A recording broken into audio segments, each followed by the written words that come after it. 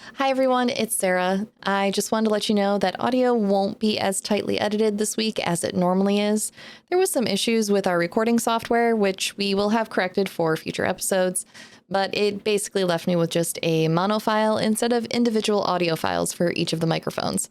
So if you hear a few things like keyboard clicks or you hear us talking over one another, unfortunately, there was no way for me to fix that this week, but I'll fix it in the next one. Technology is a lot of fun sometimes. Anyways, I hope you enjoy the show. Happy listening.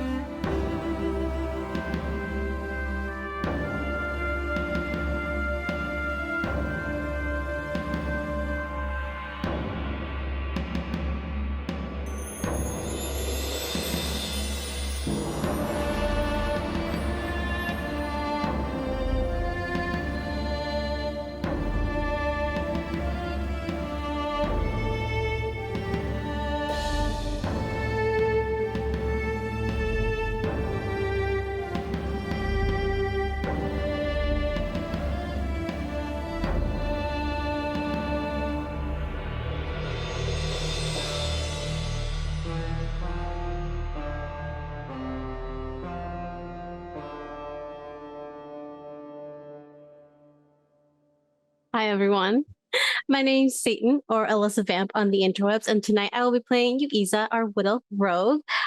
She's a she/her, I use she/they, and I'm excited for the riddles to start. I'm really bad at riddles, but I like them.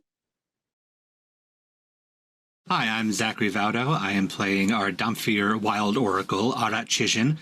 His pronouns are he, him, mine, or any, so long as they're not derogatory. I'm not sure if Arat understands that this is a triple date yet or not. We'll all find out together. You telling me you just kissed me in the hedge and didn't think it was a date? But that aside, I'm Abby, and I'll be taking on the role of Fisscourth, our holding cleric of Keening, and we both use she/her pronouns. If this is a date, where are all the fruit? Hey everybody, I'm RJ, and today I'm playing Shen. He is a druid barbarian, human druid barbarian, and we both go by he, him. Awesome. And that just leaves me, y'all. If you don't know me yet, hey, everybody, I'm Sara Roberts. I use any pronouns, and I'll be playing everyone that these folks will be flirting with, except for themselves. So with that, let's go ahead and hop back in. Last week, you all arrived at Legends Magic Festival, a festival that you've all been waiting for as you are the guests of honor. At this festival, the mayor invited you all and paid for your tickets to come in, and this is all leading up to a dinner that will happen later tonight to welcome you all into town as members of the Warden's Guild that has been established here. You met some interesting characters. Typhoon, the keeper of the animals at the fair. Axel Questions, the axe thrower that a few of you decide to throw axes with. Herb Gardens, the pie competition runner and local chef, and also Rocky Solid and his boulder. Oh, mama. And what a fun competition that was. And after that, you all went off with your dates to begin exploring the hedge maze, where you've picked up a few fun tokens along the way, in addition to your carnival prizes. And you now find yourself standing in front of a large creature with the body of a lion and eagle's wings on its back. And the professor, prior to our ending the final stream, informed you all that you would have to answer their riddles 3. And they look at you all with an appraising glance. Who is the first to take my test? I am a cloistered scholar, a brilliant woman. I will take your riddles, O Sphinx. And following that, Arat asked, is that one of the answers to one of the questions? No, because it's supposed to be riddles, not just questions, right? I mean, we didn't know the answer to it, and now we do. Yeah, but Is like question that's a not riddle the riddle. inherently? No, not really. But we're not sphinxes. I suppose we wouldn't know. If I had a bow, I'd riddle all of you with arrows. That's very violent. It's a joke. Yeah. Is it? There's a deep chuckle coming from the Sphinx as you all have this conversation amongst yourselves. And their gaze turns to you, Fisscourth, for your first question. What has to be broken before you can use it? Broken before I can use it. Well, this could be one of those metaphorical ones. You're about to trick me. I don't think it's man because you're not talking about legs walking. A seal? A seal.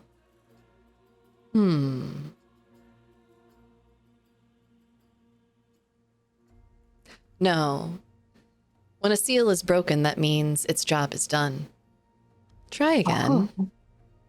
I'll give you no. one more chance. Oh no. DM, could I make a wisdom check? Because My brain instinct is to say glow stick, but I don't think those exist here. They do not. I was like, glow sticks do not exist. Go ahead and roll me. You can roll either intelligence or wisdom, whichever you have higher. And if you roll above a 15, I will give you a hint. Sound fair? Absolutely bless. All right. Let's see where this goes. 22. 22. You think back, and you remember cooking breakfast with Yuiza. I'm like scratching my little bat head with my little claw where that memory just flashes over my mind. Mhm. And eggs. A scholar you are indeed. Would you like your second question now? This feels like medieval Jeopardy. Yes, Dude. Got this, Fisscourth. thank you, Yuiza. Yes, give me your Oh. second riddle of Sphinx. All 6 of us are to answer 3 riddles apiece. Yes, those are the rules. That's a lot of riddles. Where do you come up with them? I'm tall when I'm young, and I'm short when I'm old. What am I? Handle? Good. You're quite good at these. Oh, you're why the Sphinx hot. All Our hope was right. bad. What month of the year has 28 days? Oh no. I don't think February exists in this universe. We are using our calendar in this world. Oh god, let me get the calendar open. The actual thing. DM, I need to reach for it. I lived in the swamp, not the swamps, the caves. We didn't have months. Mhm. May I use a wisdom check? Go ahead. If you roll above a 15, I'll give you a hint. Wait. All of them? Wait, do all the months? Is that your answer? Because they all, like, one way or another, have 28. Is that your answer? Yes. As Fisscourth gives this, the Sphinx sits up a little straighter. Good job, little bat. You may pass through. Who else would like to answer my questions? I'll have a go. All right.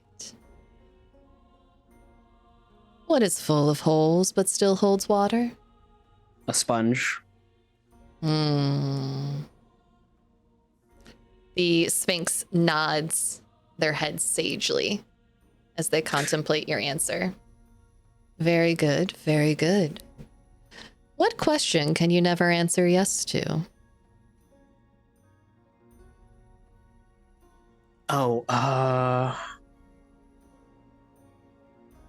If you need a moment, I can ask someone else their first question.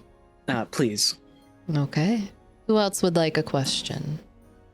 I think I know the answer to his, but you'd be lying if you said yes. I can. Okay. There is a one-story house in which everything is yellow. Yellow walls, yellow doors, yellow furniture. What color are the stairs? Could you repeat that for me, please? Certainly. There is a one-story house in which everything is yellow. Yellow walls, yellow doors, yellow furniture. What color are the stairs? I'm sorry, I'm confused. What stairs? Is that your answer? A one-story house doesn't have stairs, yes? Correct. I have my answer, by the way. What is it? Well, 2. It's either are you sleeping or are you dead? I would accept both. Which one of you wants your second question? Yeah, I'll take my second. Or Okay. third. It would be my third. What is always in front of you but can't be seen? Well, it can't be my nose because I could cross my eyes and kind of see it. But I think that's also the answer. Is that your final answer? Sure. Sorry, it's incorrect. Is the question off the table entirely, or would somebody else be able to tell you? If Sulong would like to roll a wisdom or intelligence check. Roll something. I'll give you a hint if you get above a 15. Okay. Intelligence. Ability. Normal. It is a 10. I will go think on this. Okay, go have a think. You'll have one more try to get it right. As... Okay, yeah. I'll just, I'll pat Sulong on the shoulder as I step up for the next one. Okay.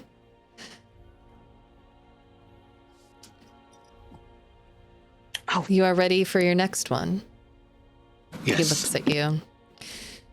What can you break, even if you never pick it up or touch it?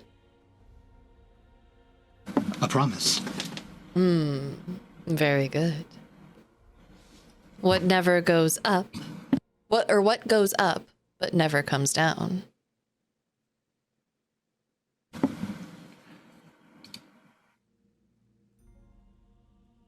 Age. Very good. You may pass as well. Though I certain suppose it might not be the case. And he just starts rambling at that as he walks past. This just takes him under her wing. Just, you got it. You don't need to make the Sphinx have a breakdown thinking about the universe. Roll a perception check, everybody. Maybe we can all leave if he does. Perception. Natural 1. I'm too busy having a philosophical conundrum. 16. 16? Natural 1. Okay. 12. Okay. It's not difficult to see for those of you who rolled above a 10, but the sides of this Sphinx are shaking as they try to stifle their chuckles.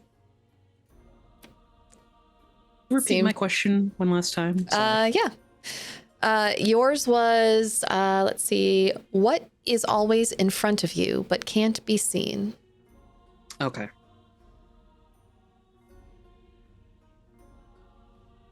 The future? Is that your final answer? Sure. I'll get a little metaphysical with this. The Sphinx nods their giant head and says, very good. You got there eventually. Arat starts to disagree but shuts up so he doesn't ruin the answer. And what about you? Would you like to answer your riddles 3? The creature looks at you, Yuiza. I will try my hardest. All right. I'm not good at riddles. What gets wet while drying?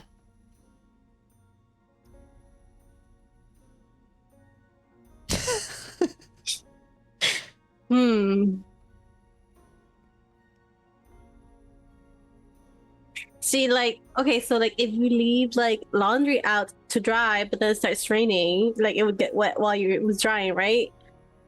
No, then it would just get wet.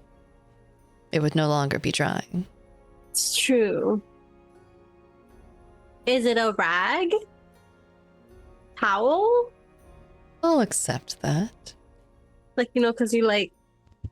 The Okay. creature nods its head in your direction as its yellow eyes are fixed on you. What can you keep after giving to someone? My heart. Very good. And Ivy is behind you with just a good job.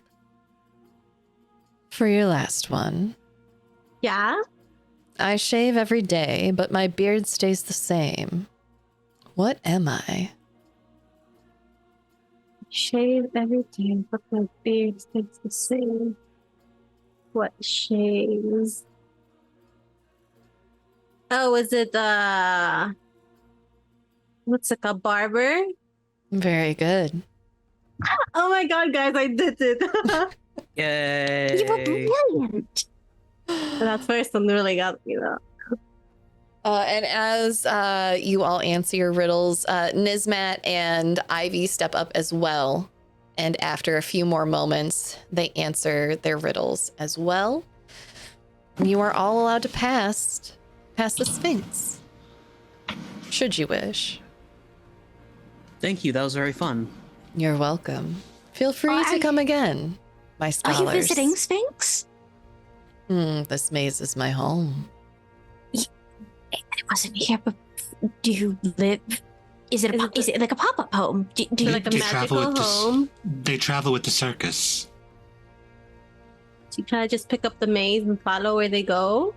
Well, you can't, but they can. Well, yeah, I don't know, they look like super powerful, so yeah. Our ringleader has many tricks up their sleeve. Who's your ringleader? You didn't see them yet. I don't know, maybe. I certainly didn't. I'm sure you will before the day is out. Okay, well, it was like super nice to meet you, the professor. You're like super chill. I like you.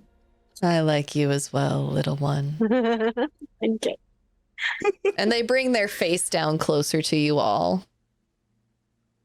as they smile.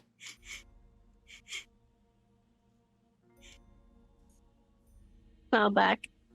Fist does a big toothy smile right back. It's been Buck many doesn't know what's years. going on. It's been many years since I've seen one of your kind, little bat. Have you always been here? Oh, no. I was still underground for quite a bit. I'm quite fortunate I found this lot to bring me to the light, as one might say. One of the mountain dwellers. How did you... Are you from the northern or southern caves? Southern?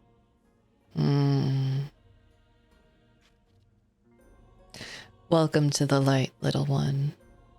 If you get the chance, explore the north. I have a feeling you will find more friends.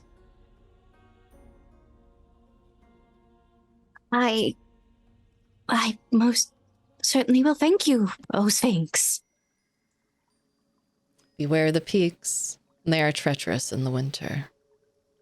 And with that, the Sphinx sits back up in its regal pose and nods its head goodbye to you all. Goodbye. This is a little too existential right now to wave goodbye. It might mean that there are more of you that are like you.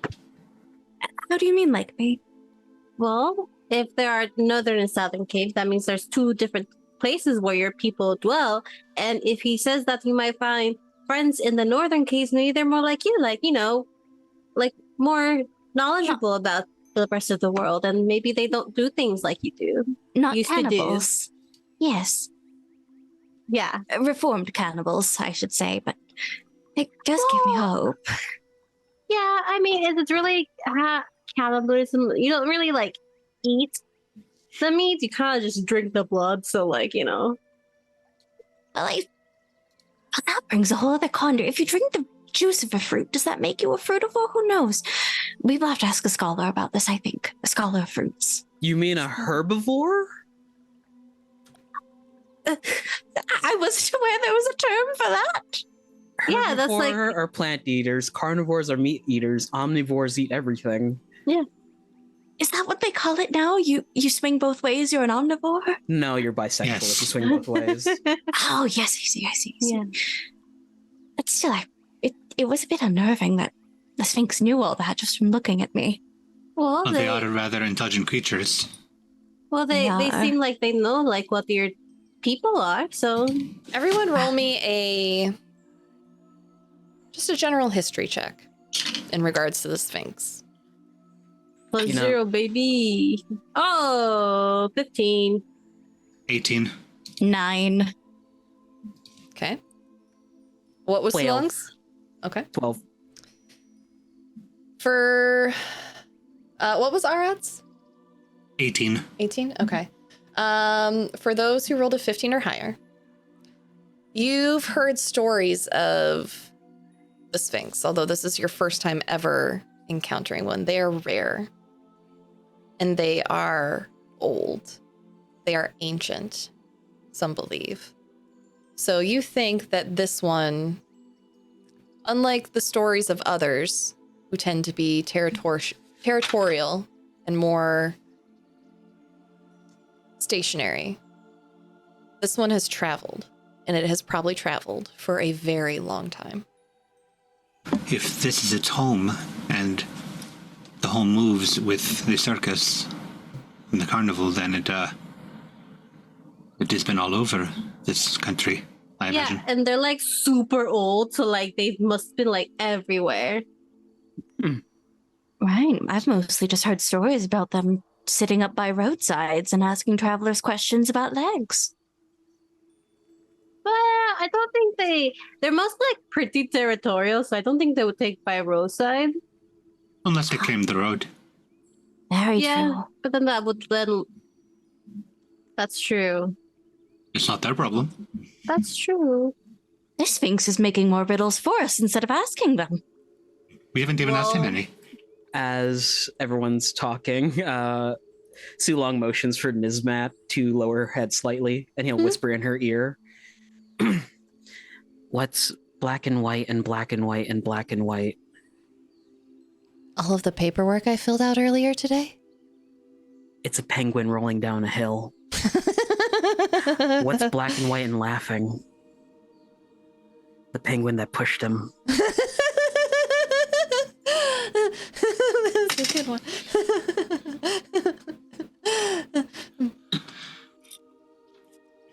Should we carry on? Absolutely. Yes. Maybe there's a second Sphinx and it's going to ask riddles but backwards. I don't think they People can do ask math those. problems. Oh, I'm not good at math either. I don't think any of us are. I'm good at chemistry, but like it's different, you know? Which way do you all Maybe. start heading? I can only see the room that I'm in, so I've got no idea. As you move I will forward, your leave vision you. will change.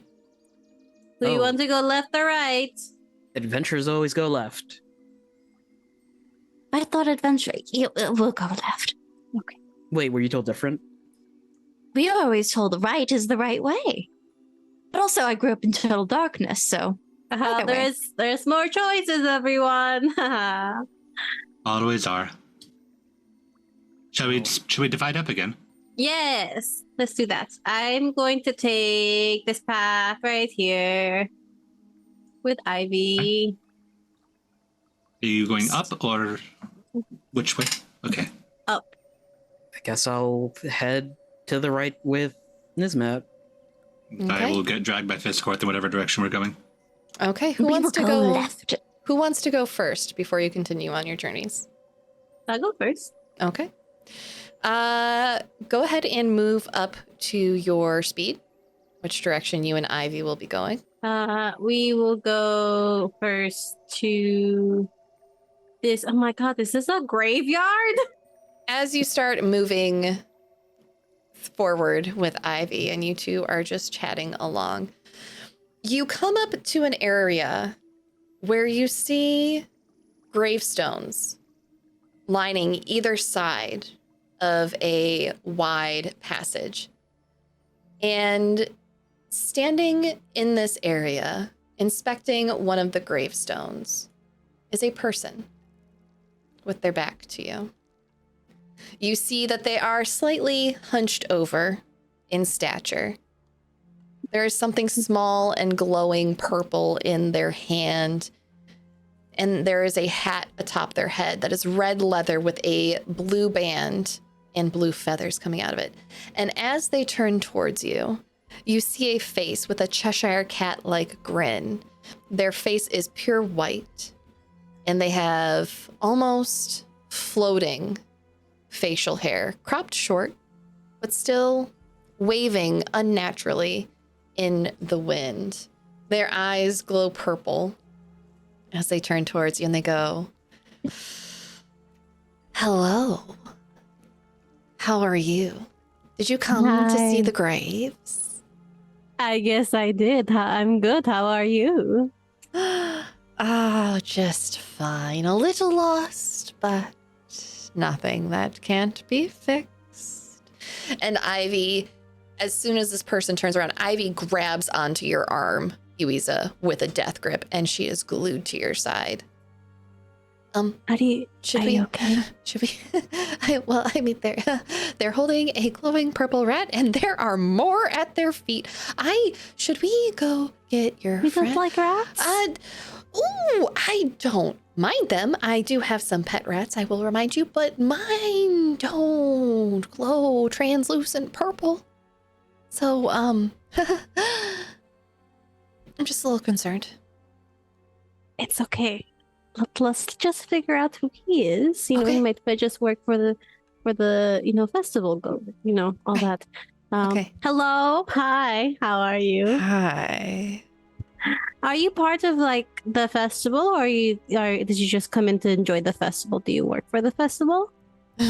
No, I don't work for the festival. I came to find an old friend. Oh. Well, You- I know a lot of people in town. Maybe I know your friend. Hmm. And as you say that, they hum, and their head turns unnaturally towards. Yuiza You. follows it as much as she can. I am looking for the one who calls herself Lowry Moon. Do Oh, you why is know that? Um, I have business with the forest witch. I may be aware of her. Yes. And where can I find her? You kind of answered your own question, like the forest. So, Mhm. I was What's- there earlier, but her scent led me here. well, it is festival season, maybe if I see her, I can tell, like, what should I call you? What should I, like, tell her, like, hey, an old friend was, like, looking for you. You can What? tell her the storyteller has arrived. Okay. I can definitely do that. By the way, I love your rats. Super cool. It was really nice to meet you. And if I see Lowry, I will tell her that the storyteller has arrived. And do you want me to give her a message No. or anything? Okay. That will be enough. Just let her know that I will be seeing her soon. That is perfectly fine. Well, I will lead you to look to your graves. I'm gonna take my date here somewhere else. Bye. She's gonna take Ivy and just turn around. So you start heading back the other way. Let's go this way. Who Yeah. is going searching next? I would like to with Arat, if that's okay with Arat. Okay. I'm being led by all means. Mm-hmm. Yeah, you're holding my claw. We are doing it very swinging our little arms together as we walk down the maze. Okay. As you walk down this pathway here, both of you roll a perception check for me. Ooh. 11. 11. 21. I'm a little bit more focused. You are. All right, as you are walking this way, you hear someone around the corner whistling. Any recognizable tune or? It's a common tavern song, an upbeat one. I'll pause and whisper to Fisscourth. There's somebody here and they're whistling. Fisscourth is very, very distracted at the moment. No. Do you think that's maybe one of the, what's the term, carnival folks? It's possible. We're meeting a lot more people than we expected at the moment. It's a very large maze. It is. And DM, I almost called you storyteller. DM, I'm going to pull a card out of my my fate hand. Mm-hmm. And I'm going to activate the card. Okay. What card are you activating? It is the Wild Oracle card. Ooh. So this one, the wording on it, I'm going to have to adjust it based off of my character's unique situation. Mm-hmm. Because the way that the card is written isn't going to last for a good long while. But it allows me to perceive the auras of those around me, ranging from views you favorably and is willing to aid you, all the way up to is currently taking action to harm you. Okay. And it has this like blue, green, yellow, red flashing colors. I can't see those. Can we do like a cold to hot scale? Yeah. We'll do a temp scale. Okay. Like freezing cold, room temperature, warm, burning.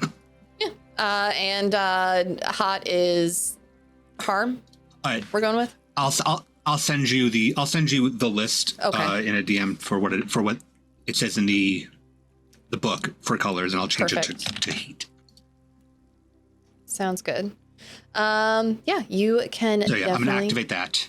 Yeah, you can definitely do it. As you round the corner, you get no indication that you are in danger from this card. Do I get no indication that I'm in danger, or do I get like immediate favorable feeling, or is it just neutral? Neutral. This is going to just tap on Arat's shoulder as she sees him doing all this card stuff. Are you quite worried, dear? Is there something you need? I have your hand. You know this, right? Yes, I do. I just I'm making sure that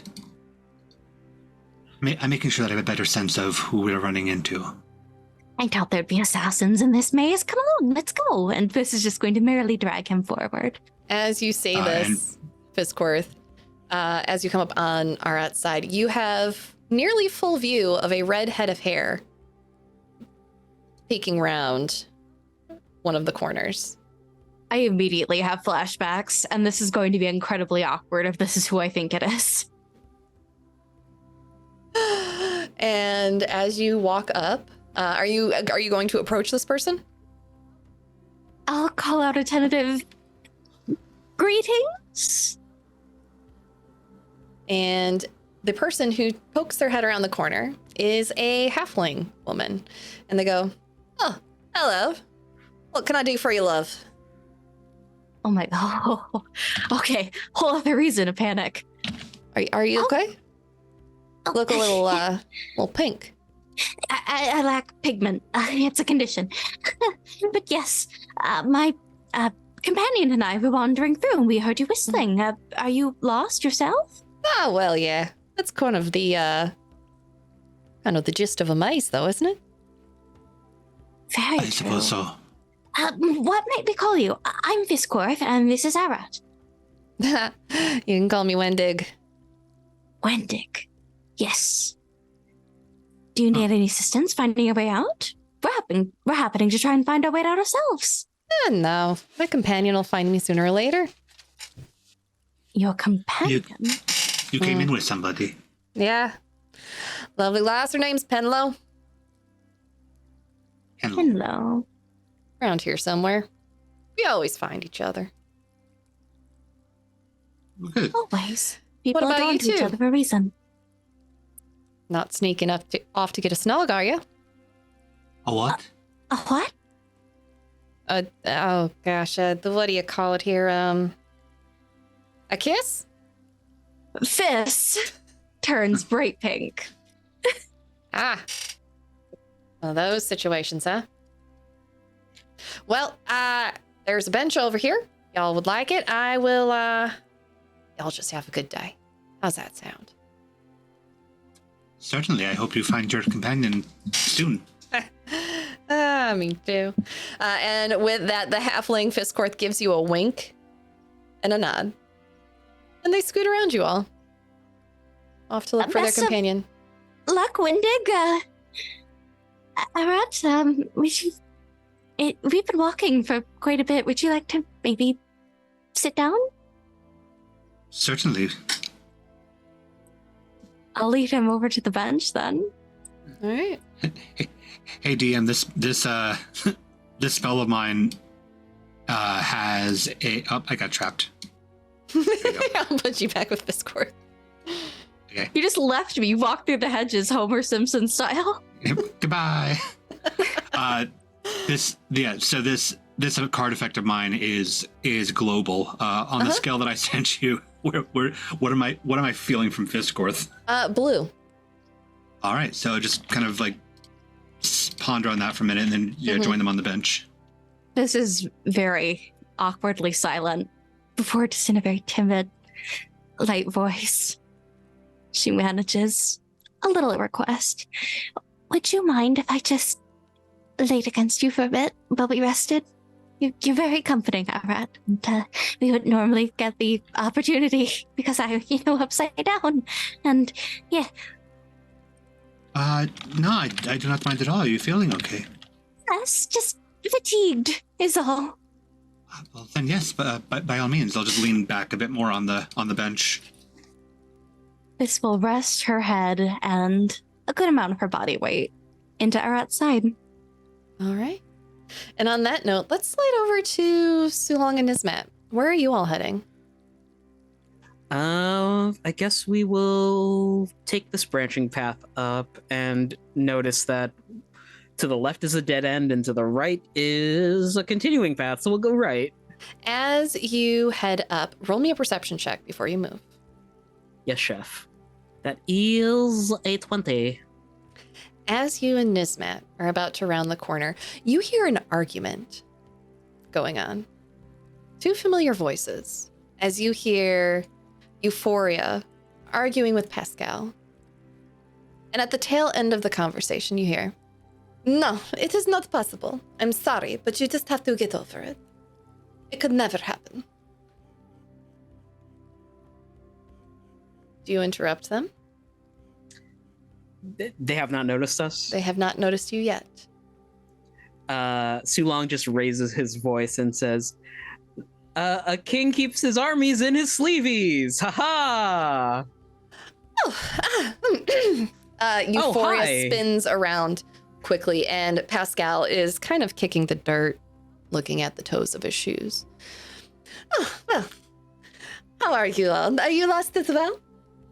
A little, yeah. We're just wandering around. Did we interrupt something? We could go the other way. Oh, no, definitely not. Absolutely nothing. We were just lost in the maze. We're looking for the way out. Oh, okay. Well, the Sphinx was Sulong will point back down that way. You make a right, and then there should be another right to get you to the pagoda with the Sphinx. Oh, wonderful. I will head that way. They are so wonderful, wonderful conversationalists. I talked with them for an hour. You haven't by chance seen Connie, have you? And as she says that, roll me a perception check, Sulong. Yeah. You can do this with advantage because Nizmat is with you. That is a 19. You notice that Connie, Euphoria, although she talks quickly and vibrantly, she is talking even faster than normal, and there is a twitch in the eye opposite the one with the birthmark. Are they lost? I can zoom around the maze a bit to see if I can find them. No, they are not lost. I'm just looking for them. And their big mouth. Don't worry, I'm sure I will find them soon. Well, good luck with that, Miss Euphoria. Sulong will step to the side to give her some space. Have a very wonderful day. Okay, bye-bye. And she practically storms off away from you all, back towards the Sphinx. Sulong will approach Pascal and be like, "Hey, buddy, you okay?" Yeah, it's just, sometimes... If you don't want to talk about it, you don't need to. We can grab drinks after the festival. It's not that I don't want to. It's that I can't, because I promised someone that I wouldn't, and I do my very best to not open my big mouth when I don't have to. Sometimes I do totally put my foot in my mouth though, but I'd like to not do that twice in one day. That would make you very flexible. To put your foot in your mouth. And Nizmat elbows you, and he was using a metaphor. I know, I'm just trying to make light of a bad situation. Not at the time. Well, just gonna go in an opposite direction of the Sphinx. Yeah. Yeah. Cool. Never saw you. Later. Good luck with what's going on. And Pascal will give you finger guns and practically moonwalks away from you all. That was awkward. Yeah. I wonder what was going on. See, Sulong will continue to walk.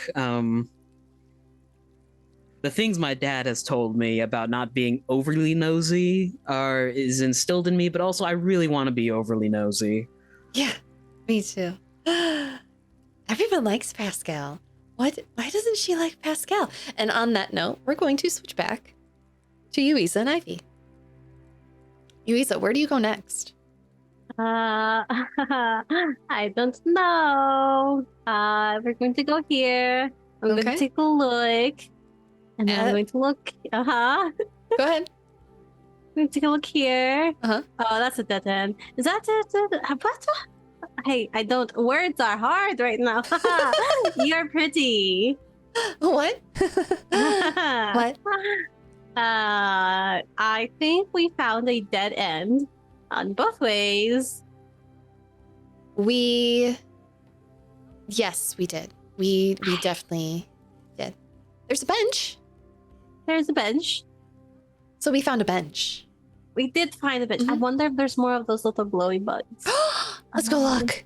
I did get a doodle ring from last time, so let's see. I want to see if I can get more presents from the hedge maze. All right, go ahead and roll investigation on the bench area. I'm gonna roll my hype goblin dice because I don't trust the digital dice.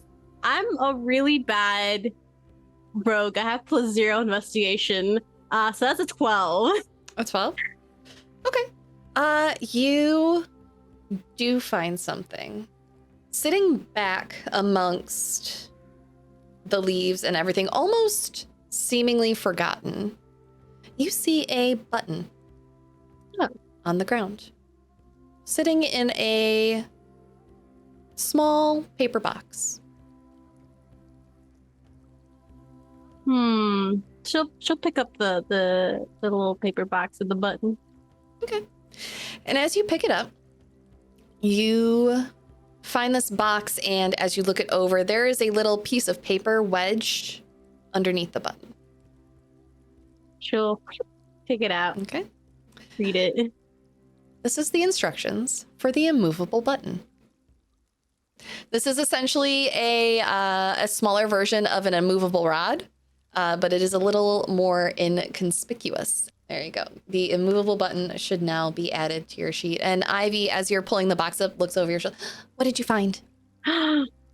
It's like a button, but you can't move it. I mean, you can, but like you have to like activate it. She's gonna just take the button out. And see. As bonus action, you can press this iron shirt button against a piece of fabric. Okay, so she's gonna like shove it against like her shirt and say hold, and then try to move. It's a secure shirt, by the way. Oh, that is very useful. That would be really good for like pins with like your name on it. Yeah, but then I can't move. Oh, you can't move? And No, she takes I your don't shoulders think and she tries to move you side to side. Huh. Well, that's really cool. Yeah. I don't know how to undo this though. So she's gonna press the button unhold. And as you do that, you feel it's almost like the center of gravity moves as you lean forward against it a little bit and you stumble forward against Ivy. Hi. Hi.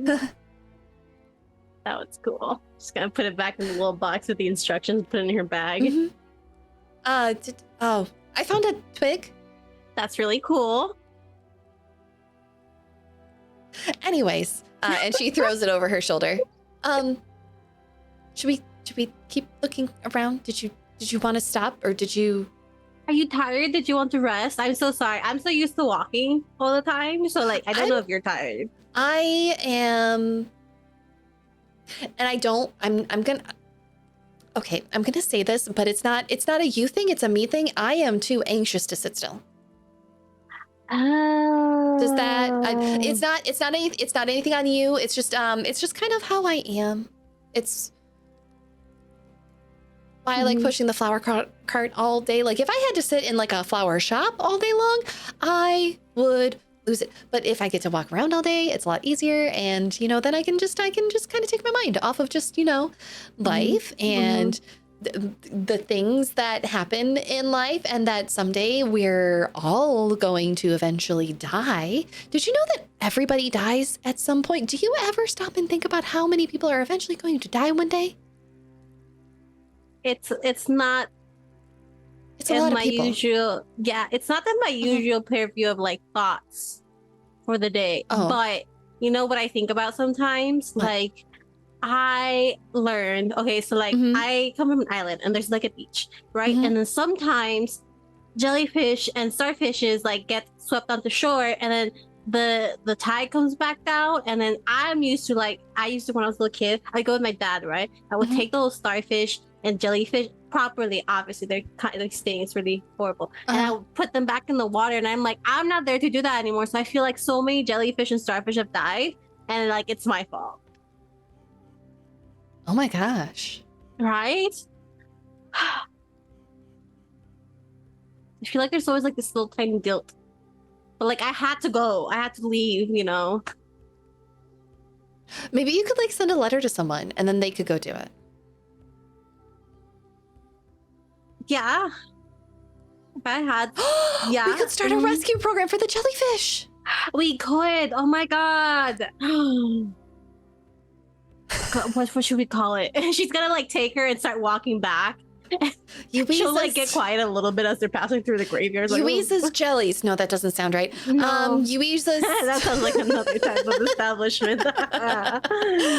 Yeah, it. Oh god. Oh, it does. I did not mean it like that. I really did not mean it like that. And on that note, what's happening with Arat and Fisscourth? While Fisscourth is like leaning against Arat, he's letting her. I was actually gonna do something similar. I'm just gonna put my hand out to the side and feel the hedge, and just sort of push my hand into it and rummage around to see if there is anything in this hedge that I'm sitting next to. All right, go ahead and roll me investigation.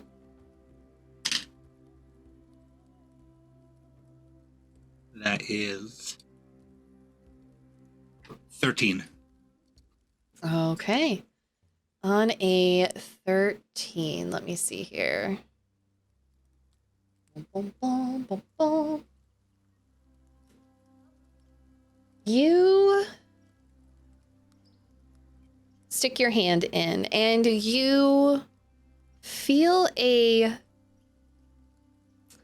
crinkle of a small leather pouch. I will see if I can remove it from the hedge directly in front of us. You can. So just suddenly there's a hand in front of you, Fisscourth, with a leather pouch in it and some brambles on the sleeves. Fisscourth stirs from what little sleep she was taking. Where did you find that, Arat? Right next to me in the hedge. They have things stuck all over the hedge. Oh, yes. Should we open it up? Yes, I can't reach my arm around you to open it, so if you would like to open it. This'll put her claws in and undraw the pouch. Okay. As you open the pouch, you find a bag with 12 small candies in it. These are free fills, tiny, tasty, tongue-twisty sugar bombs. The small bag of marble-sized gumballs contains 12 enchanted candies. While the color and flavor of each gumball is different, each one's effect is the same. As an action, you can start to chew on one of these gumballs to release its magic. For the next 5 minutes, while you chew the candy, you understand the literal meaning of any spoken language that you hear. If you speak while chewing the gumball, your accent changes to sound like the creature to whom you're listening, allowing you to sound like a local with minimal effort. The candy's magic and flavor fade after 5 minutes from when you first start chewing it. Qualifier. Are these instructions like in the pouch with the candy? We'll say they are. Okay. Mm-hmm. Yeah. Just so I can know what it is that I'm holding. Yeah, y'all get the instruction manual for everything that you're looking for or you're finding. Okay, because otherwise I would just outright reject it because I can't taste the candy. Fiss holds one little candies. She reaches for another one in the bag, presents one to Arat. Do you wonder what that unicorn said? Maybe if we eat these, we'll understand what she was saying to us. Perhaps, yes. Yes, perhaps. He'll feel there's 12 of them. You will be able to understand. And then we would have 11 more attempts because then we'd have 11 more times that we could use this ability. Oh, I see. But Fiss is going to take her little claw, cut the candy in half, give one half to Arat, one for herself. You should get to taste the candy too. Does it still work like this, or is it just 2 minutes? I don't know. We'll find out. Unfortunately, well, you can split it up. Unfortunately, you will have to eat the whole candy in order to get the effect. Well, if we just start making out, will that work? No, it will not. Well, Arat's still thinking about the what do you call it? The magical property, like nods, like presses the pieces back together and goes, "In time, I will. We have many pieces. All right. I certainly will." I'll shove them both in my cheek pouches and start chewing. I'll have teeth that are meant for chewing, so it looks. If you ever seen that gif of a bat eating a banana, that's what it looks like. All right. Hearing her start chewing, I'll just go. If you wanted to find the unicorn, then you may have to fly out to the maze. You only have 5 minutes. No, I was thinking maybe I'd be able to remember what the unicorn said, and they would grant me the ability. Interesting. Since it is not a language that either of you know, you would have to roll at disadvantage. A performance with check. Okay. Go ahead. Do performance at disadvantage. Unless there's a different way for Fisscourth to recall it and have this work, I'll give that a shot. Fisscourth could also make this check since you both heard the language being spoken. Absolutely. Okay. At disadvantage, here goes. Okay, that's a nat 20. It can only go downhill from here. That's a 4. Okay. I got 14 total. Okay. You mispronounce several of the words, and Fisscourth, it doesn't make sense. However, I'm going to say that based on what you hear, you understand that at the time it was speaking Sylvan. There's maybe one Sylvan word in there that you recognize. Arat, I'm going to be entirely honest with you. Neither of us can speak Sylvan. This does not make any sense at all. I think we're just going to have to ask the unicorn to repeat what she said.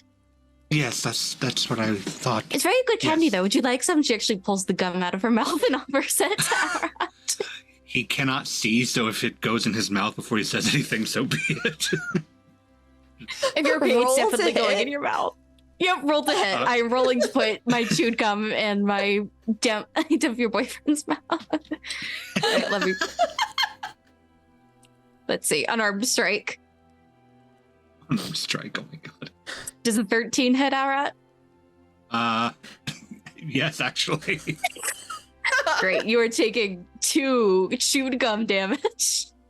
So just all of a sudden he's like, well,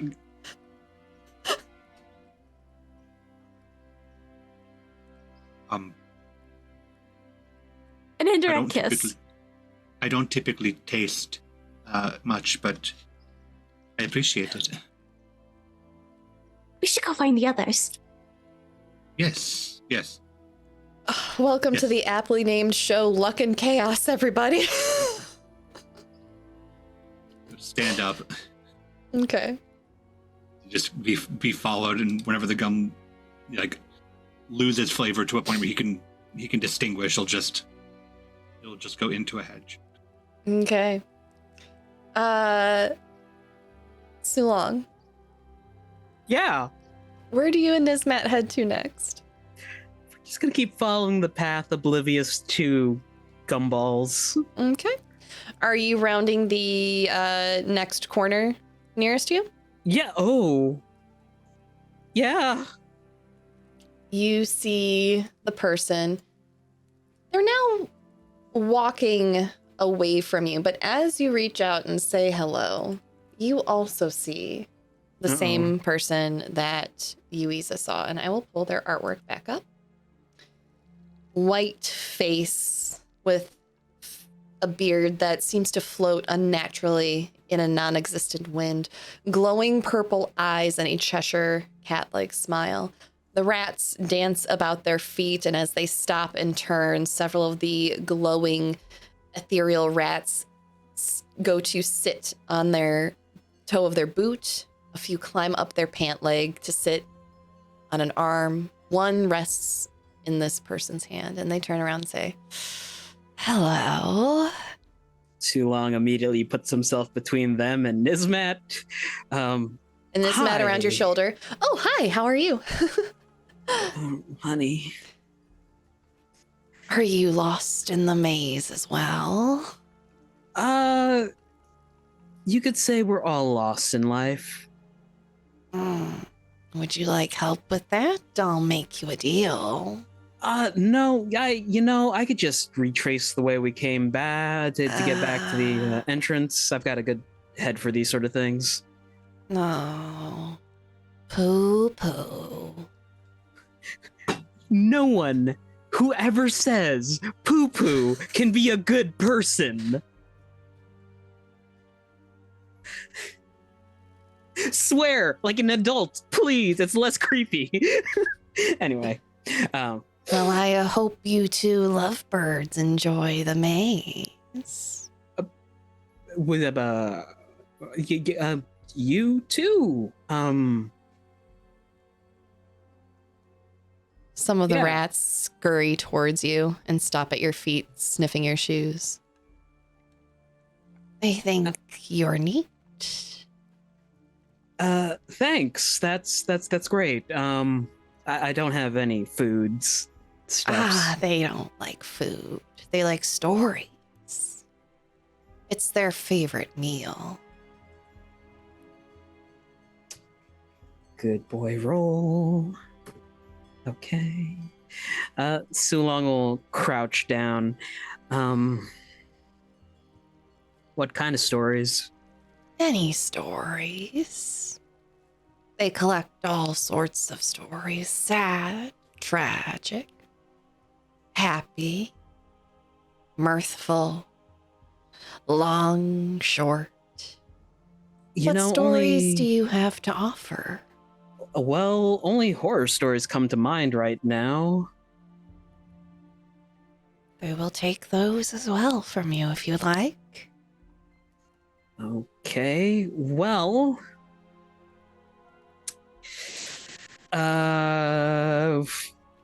Fudge.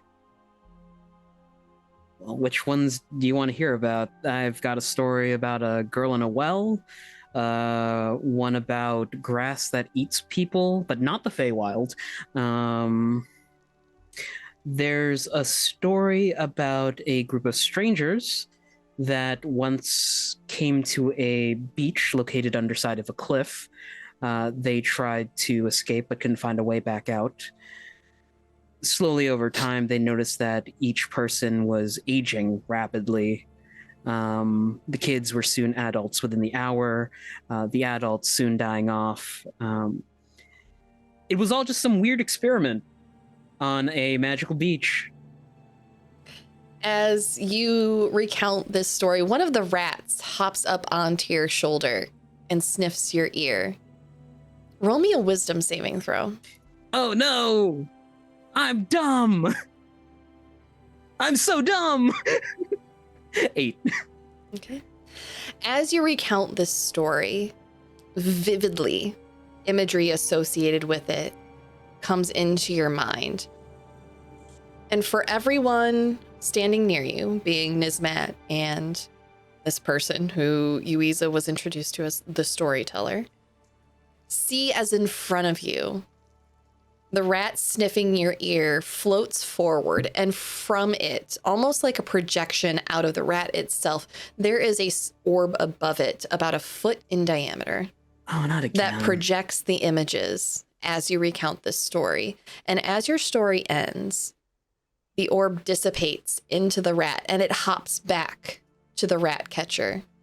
And as it enters into his palm, there is a small booklet in his hand, and he tucks it into his side pouch. Does that normally happen, or...? That is what they do. They collect the stories and bring them back to me. Oh, that's cool. And for your story, reciprocity is owed. From another pocket on their belt, they pull out a small wrapped item, and one of the rats takes it from their hand by its paper and brings it over to you. You receive an everlasting sugar bomb.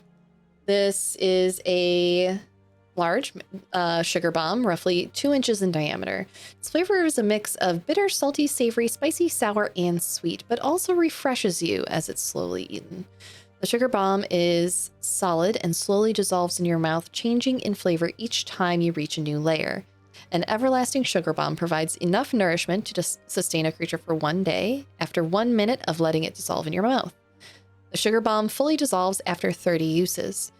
You can bite through to the center of the everlasting sugar bomb following a successful DC 25 strength or constitution check, your choice. If you succeed, make a DC 16 constitution saving throw. On a failure, you are poisoned for 1 minute and suffer from painful nausea. I don't know why I would ever do that, but okay.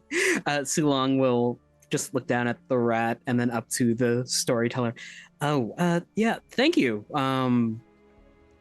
I will treasure this always. Not for too long. Sugar does go bad eventually. Oh, right. No, it'll come in useful when I hit the road.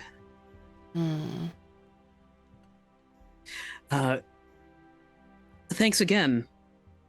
You're welcome. Hopefully you find your way out of here soon as well. And with that, they begin turning back and walking away. Their rats trailing and dancing about their feet.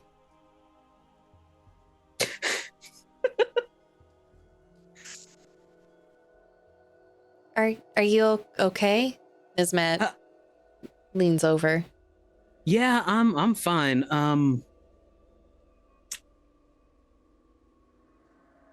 Are you okay? I mean, yeah, that just I don't know. He seemed kind of sweet. Was this sugar bomb apparently? I don't know. It would be bad to throw this. Why would you throw it? You never accept candies from strangers. I mean, if it's giving to you in like the sense of reciprocity, it's probably not bad. I mean, I'll take it from you if you don't want it. It's mine. Okay. Well, don't throw it. That would be rude. You'll tuck it away in a breast pocket. Should we keep going, or do you want to turn back? No, we can keep going. Which way now? Well, forwards through the cemetery area? Yeah, I know. Isn't it great? Come on. And she Whoa. will drag you forward to the cemetery. And as you walk through, you see all of these headstones. As you get closer to them, you realize that they're the kind that people put out in the fall to decorate their lawns and their yards in honor of the changing of the seasons. There is one to Lou Poser, who died from not forwarding that scroll to 10 other people. Tully Snuffletrout. On their tomb, it reads, just a flesh wound. And there's another one, John Yeast, which says, pardon me for not rising. And Someone will actually stop in front of John Yeast and say, boo. But as you look about, they all have just these goofy sayings on them. Did not look before they leapt. So this happens every year, huh? Oh, well, I mean, there's not someone catching with a bunch of rats every year, but there's a festival every year. Yeah, they come back yearly. That's fun. One year the maze was all fire. It was a good time. It didn't burn. It was fun though. Yeah. Well, hopefully we can go again next year. Yeah, that'd be great. Maybe the rat guy will be back again next year. You could get more candy. Or maybe he'll show up for Hallows Eve and then give out candy to everyone who tells him a horror story. Ooh. Oh, that would be a really good time to come back. We should suggest it to the mayor.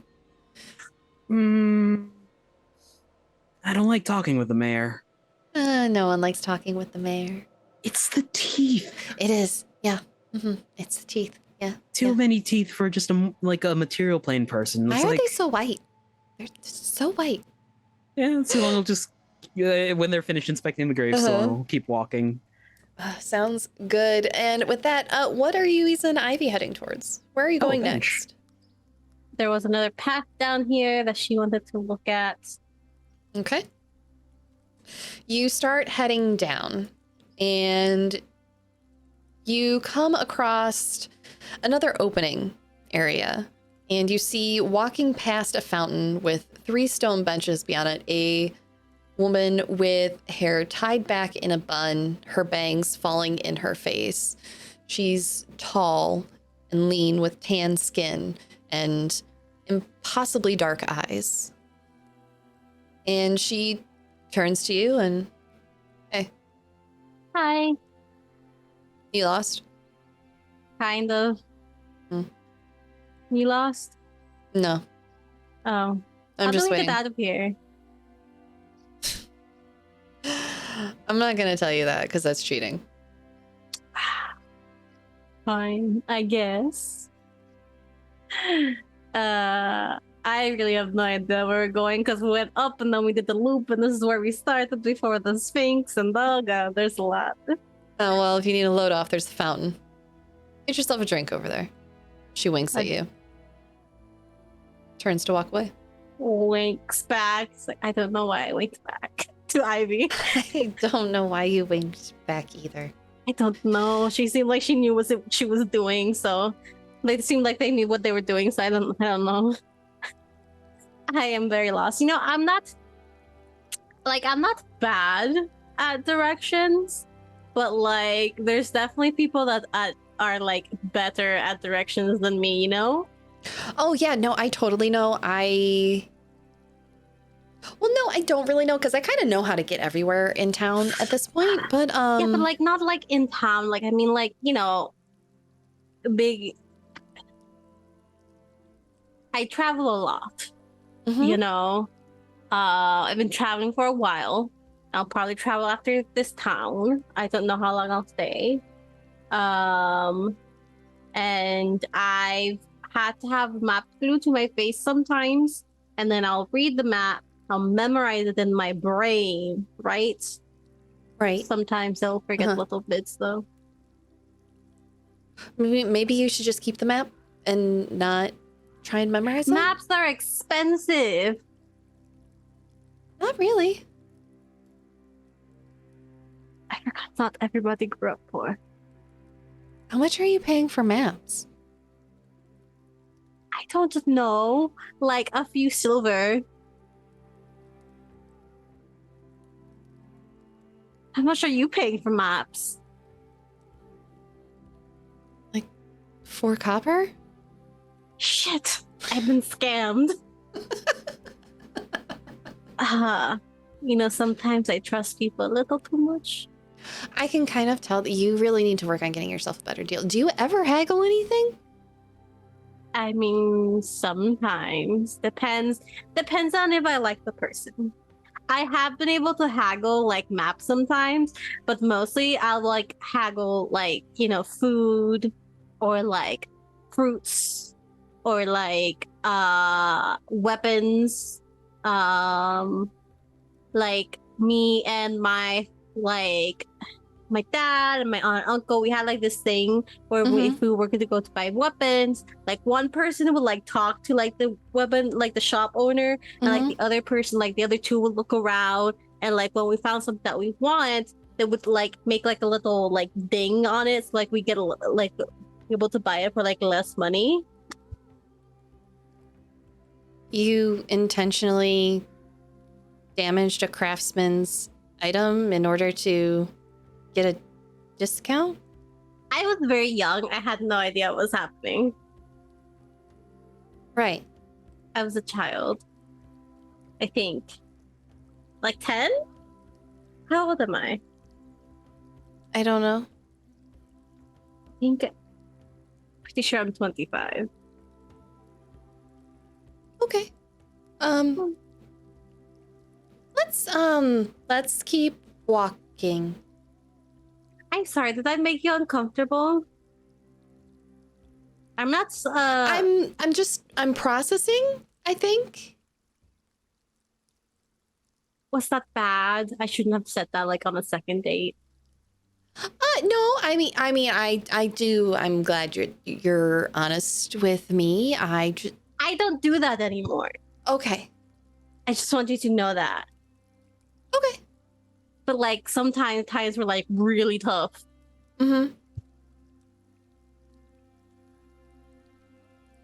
You want to go look at the Yep. fountain? Yeah. Okay, come on. We'll just wait for everyone here. All right, and you all can go check out the fountain. Go ahead and roll me investigation check as you enter into this area.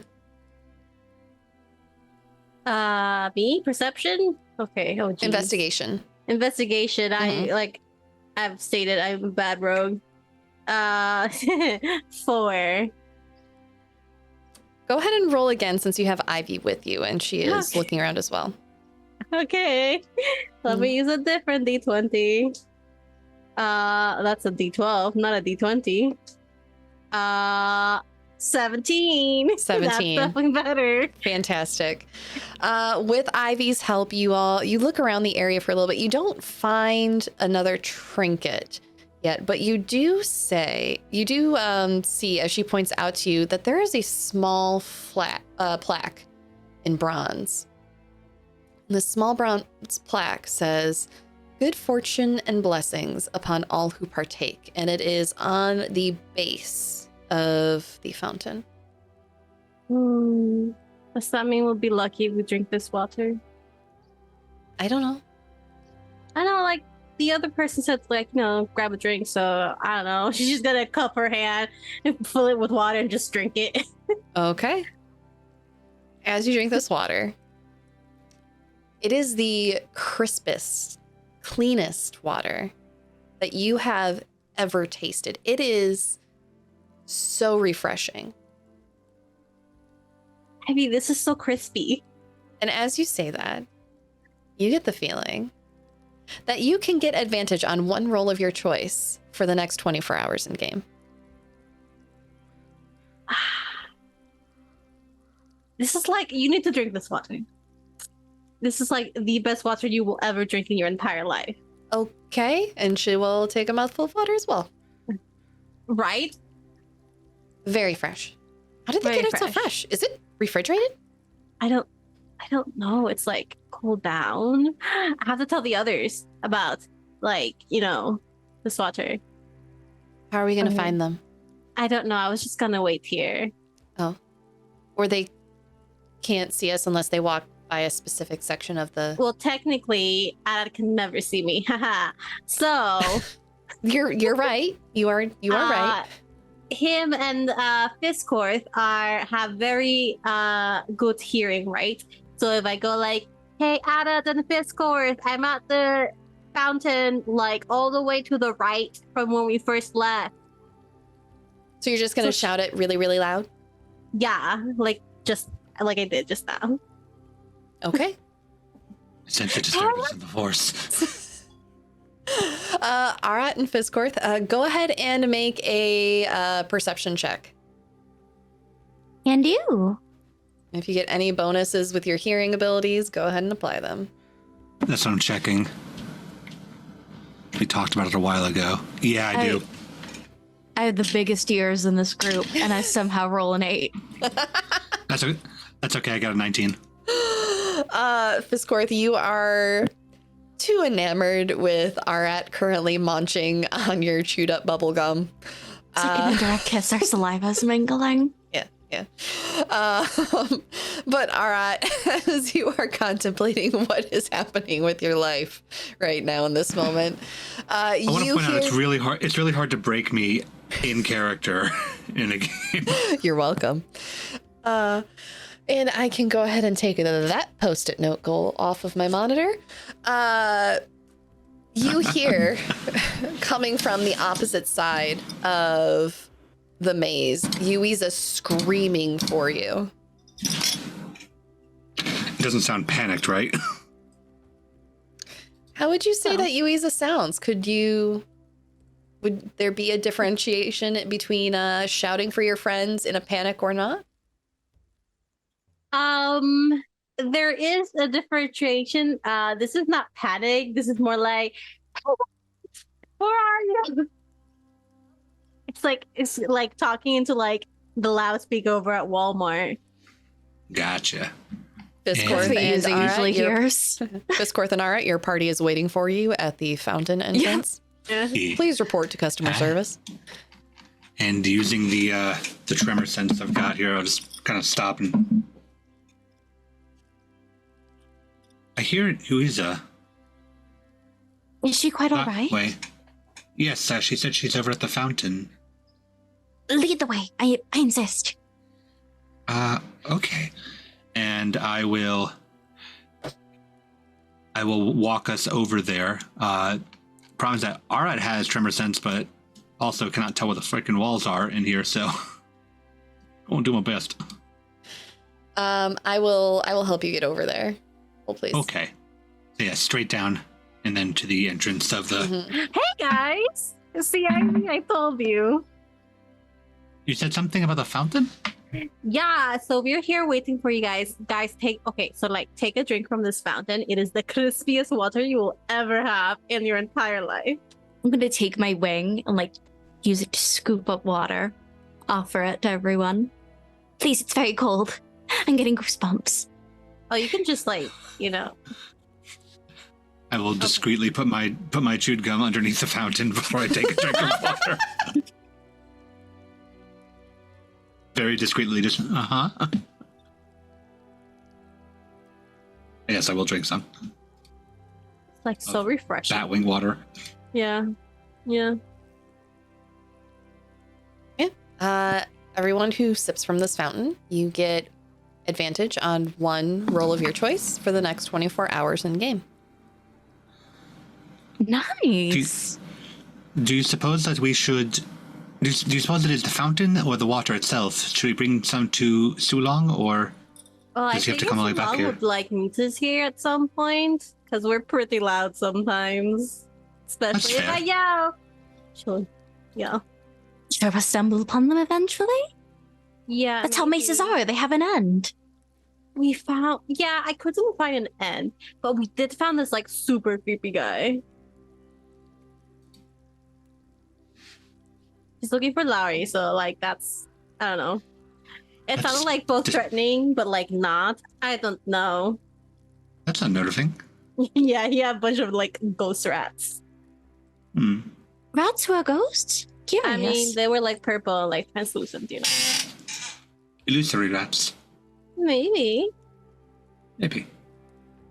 Hmm? DM, I'm going to really quick point my hand straight up in the air, and using prestidigitation for about 10 feet straight up, I'm going to just sort of create a giant arrow that points straight down at where we are, and then reach into the... And I'm assuming that it could possibly be seen if you get close to it, and then just reach into the hedge right next to me, because I'm just curious what's in all these hedges at this point. Sulong, roll me perception with advantage. Double 2 Oh my god. for a 5. Snake eyes. I have something though. You are Alright. so pretty. What do you have? Sulong has spotted the bench and has asked Nismet if they want to sit down for a bit. Okay. So their back is away from the arrow point. Perfect. Love it. Fantastic. Yeah, you all wait. And you wait. Arrow goes away after a turn, so I'm just sticking my hand in the hedge at this point, Sulong does not show up. I did my part. That's fair. What if we... Okay, so... Not that this maze is not amazing. Get it? Because it's a maze. Clever. Yeah, sometimes. But I would like to see if I could find Laurie, because I don't know.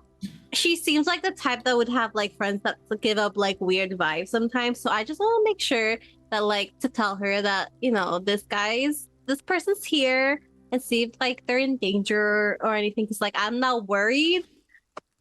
I mean, I'm always worried. Let's not lie to each other. But No, I understand, and I think that would be a good course of action. Besides, if we are to accompany Arabelle to dinner, whenever that may be, we should probably not be in here. Plus, I want to buy more candy because I got candy and it's like magical, and I want magic candy. You also found magical candy. It That's allows you to understand cool. languages. I found Yes. a button that it will be unmovable if you put it against clothes or something. That's if you want to make sure that nobody steals your clothes. Yeah. I mean, you could put it on a person too. Intriguing. And I found a little doodle ring, and I can write anywhere I want. Not me. And Fisscourth offers up her, furry chest. She's gonna like draw on your face and do the little monocle mustache situation. That's really funny. Funny. I'm funny, Arat. Do you hear this? I hear. You could look at yourself in the fountain. Oh, what is this scarring you have given me? It's a little mustache. Do you think the man will recognize me like this? Maybe I can insult him and he won't know. Well, Fitting you know what? disguise. I will say it's made by me, and it's a pretty good disguise. But you're also like the only giant bat person in town. That's true. I couldn't just say I'm Fisscourth. Let's rework that name. We'll come And back on around that to it. note, this is where we're all going to go to break, y'all. So don't go nowhere unless it's to grab a drink, grab a friend, or go to hypegoblin.com/events to check out the schedule for this and all of the other games that appear on the channel, or join us at patreon.com/thehypegoblin and check out the after show and the neat stuff there. These folks are cool. All right, everybody wave. Bye-bye.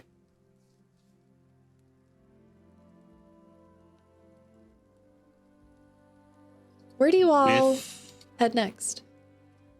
With Yuiza's indication that we should Mhm. go find Lowry and whatnot, I'm going to put one of my water skins in the fountain to get some water in case we run into Sulong Okay. on the way. And I'm just going to suggest due north because it's the only direction I don't think any of us have gone. All right. I mean, I went. Let me see. I went this way, and I got out this way. And I think Sulong went this way. As Yuiza is walking back and forth, Yeah. Yuiza, roll me a perception check. 23. No, 23. Yeah, actually. Okay. With your 23, Sulong, what does Yuiza hear from the other side of the hedge?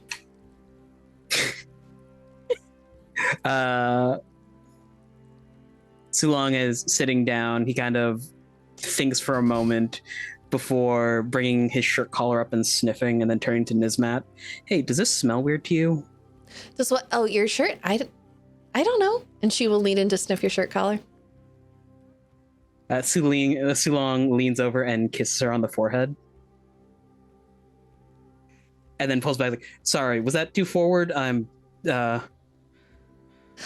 no, but you could have just, you could have just asked to kiss me too. I mean, that would have been preferred. Why'd you kiss my forehead? That's really all I could reach when you bend. Ismet leans in to kiss you on the lips. Shock. And then returns. Better? Yeah. Yep. Mhm. Above Sulong's head, there is a notation: core memory founded. Yuiza, you hear this exchange from the other side of the wall.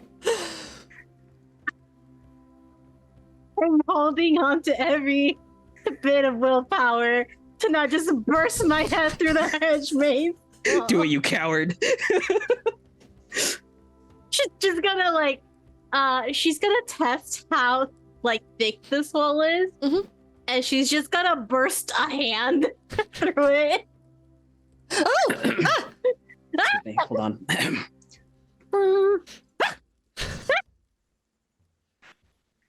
You just see a hand. Hello. Hello? Hi. How long have you been there? I've always been here. I don't know what you're talking about. You do not hear Yuiza's voice. But I Oh, well. recognize the arm, at least. Maybe. Is it my arm? Is it our arm? I don't know. Did you do the thing? What thing? Maybe. That was out of character. You just see a white arm, like a ghost arm. Oh, I have something for this. Hang on. Okay. Yuiza, your whole hand goes in Nismet's mouth. I love it so much. All Nismet feels like is her hand going like, where am I? You feel dragonborn teeth, and there is a tongue licking your hand.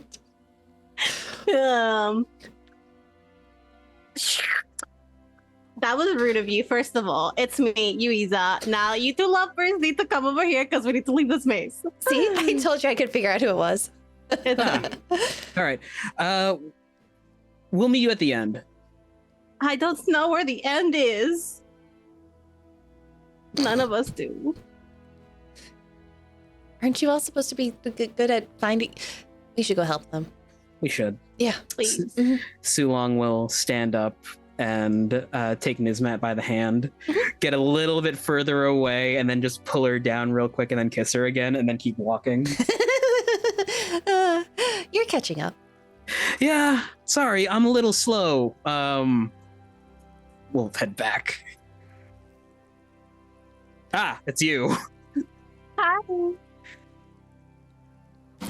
Arat's at the entrance to the fountain area, just Hi. Don't worry, I won't tell anyone that you and Nismet were making out.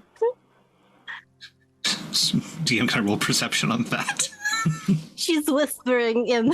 Okay. It's like, I mean, it's me. yeah, I mean, you can roll. Sulong has turned the color of Fisscourth. Oh, do you not want your friends to know that you kissed me? No, it's just... I didn't Well, it's mean to 17, listen so. in. I was just walking up and down, and I heard you guys. You know, it was a private moment, and, like, I'm a little greedy. I wanted that just for me. Oh, I'm sorry. It's a 17, but I'll pretend I didn't.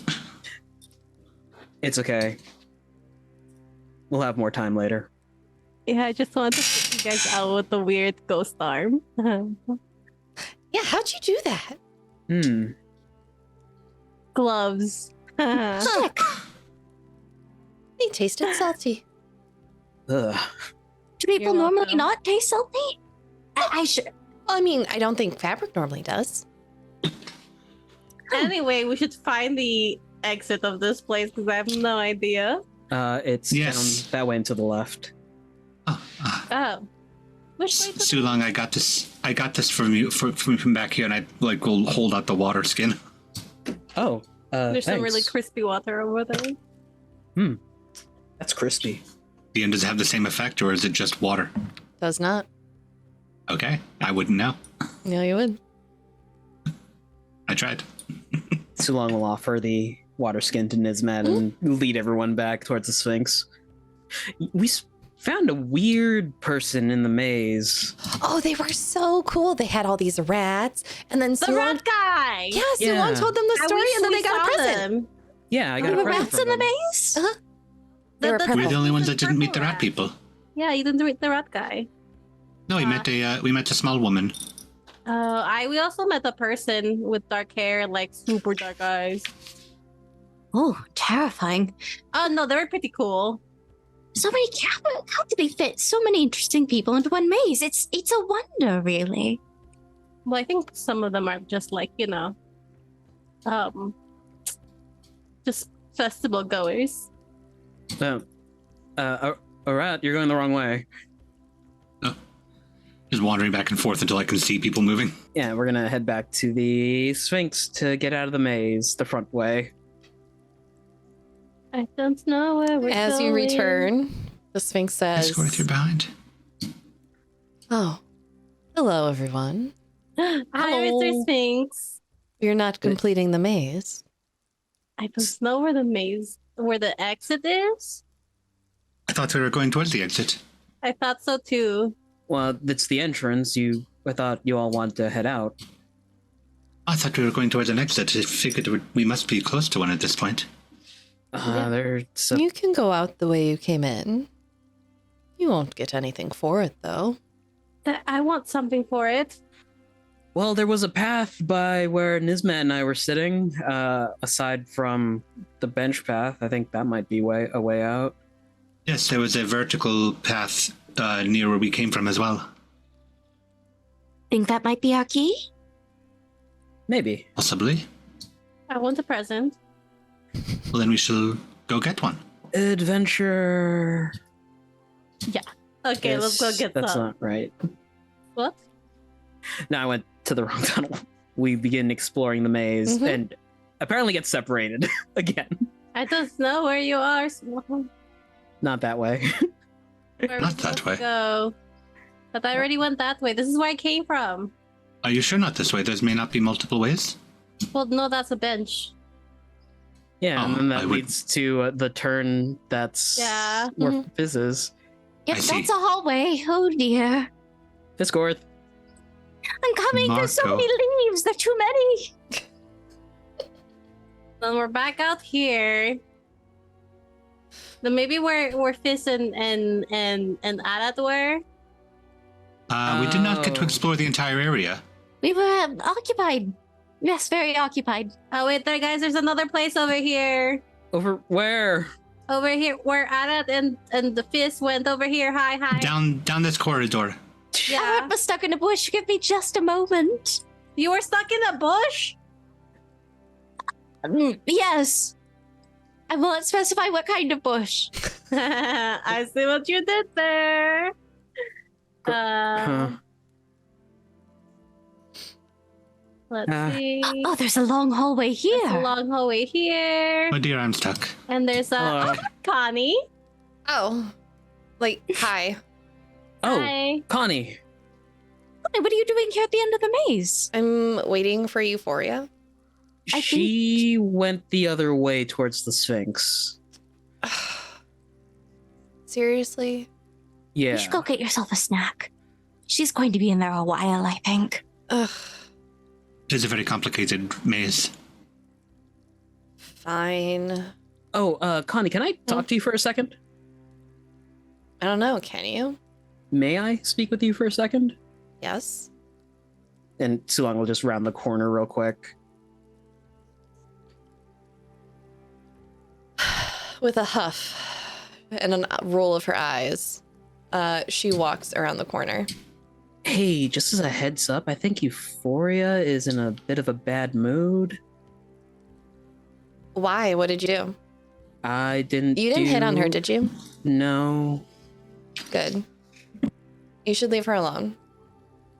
Right. Found her in a bad mood. Told her where the Sphinx was. Clarification. But yeah. She was looking for you as well. Fine, I'll go back in looking for her. Good luck. Mm-hmm. Makes way. Regroups back with the cast. I will resist the urge to use my plant card to cover the door and be like, oh no, we can't find it. You all make it to the end of the maze, and as you walk out, in everyone's hand, you get a shielded turtle sugar bomb. These sticky chocolate candies are filled with an enchanted molasses and caramel center and come in packs of 2. You can eat one of these sugar bombs as an action. When you do, your movement speed is reduced by 10 feet for 1 minute. If you are proficient with shields and are wearing one on your back, you gain a +1 bonus to your AC. Your speed is reduced in this way. You get a +1 bonus to your AC while your speed is reduced in this way. If you're wielding a shield, you don't gain this bonus to your AC. And then there are some upset stomach effects as well. Essentially, it makes you a turtle. Do with them what you will. Use them, sell them, stick them in a stew. Candy soup sounds like something a toddler would ask. Yeah. I don't Candy know. What would Fisscourth make with them? I feel like Fisscourth would make a very poor attempt at like a souffle. It would just be burnt black sugar everywhere. Like everyone would wake up to the smell of smoke, and there would just be Fisscourth. I made a souffle. Right before we get out, I just want to stick my hand in the hedge one more time and see if because I keep finding shit every time I do. Go Watch ahead this. and roll a perception check. 21. You stick your hand in the hedge. And as you pull it out, there's a little caterpillar on your finger. Hello.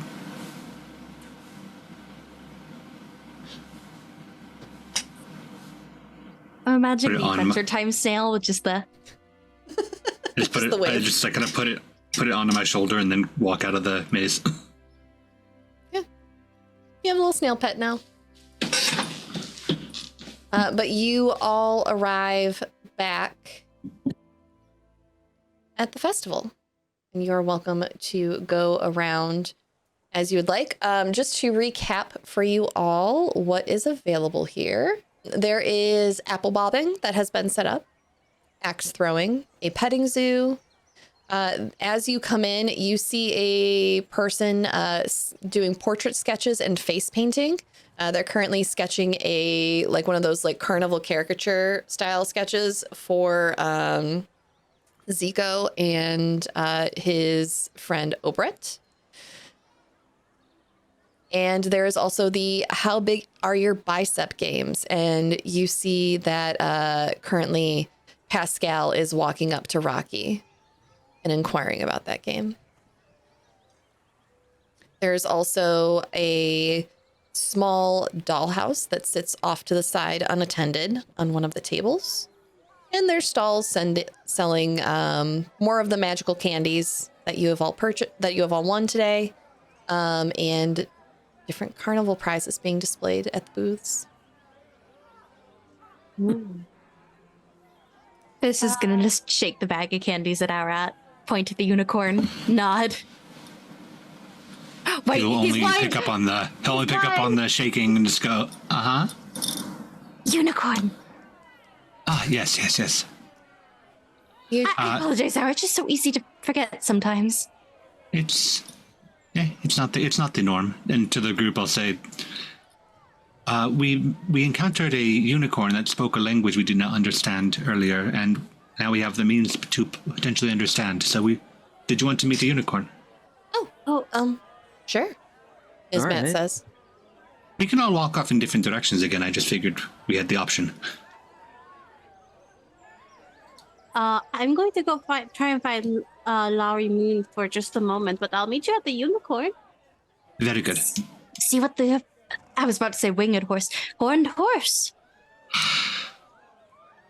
Okay. She will move to try and find Lowry. Okay.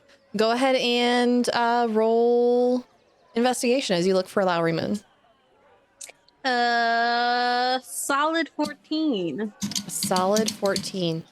It takes you a little while, but you do see that Lowry is sitting in the center of the crowd, currently watching Pip and Beetle. And as you approach, you see that Pip and Beetle are currently taking part in the comedy show. And they are performing a very raunchy comedy sketch. And they brought props. Yuiza, it just takes a moment to try and get to Lowry, then just takes a moment distracted by the comment and just, I got that one. Oh, hi, Lowry. Hi. Hi. Hi, Lowry. Oh, hi. How are it? One second. Excuse me. Pardon me. Sorry. Excuse me. Just coming through here. Hi. Sorry. Excuse me. sorry. I'm just gonna step right over. Yeah. Okay. Hi. Hi. I'm so sorry. I totally forgot to get back to you after that one mission. Oh, yeah. I saw one of your friends the other day, and they told me that you weren't dead. So I'm very Yeah. glad that I was you're just all kind okay. of rough, so I needed to sleep it off. Okay. I have two things, right? First, an easy one. Are you still having book club, or did that already happen? Oh yeah. It happens every month, but yes, I'm still hosting it this month. It's in a week. Yeah. Okay, because I still definitely want to go. Second, I saw like this really tall person with like white skin and like a floaty beard. There were a bunch of purple rats around him.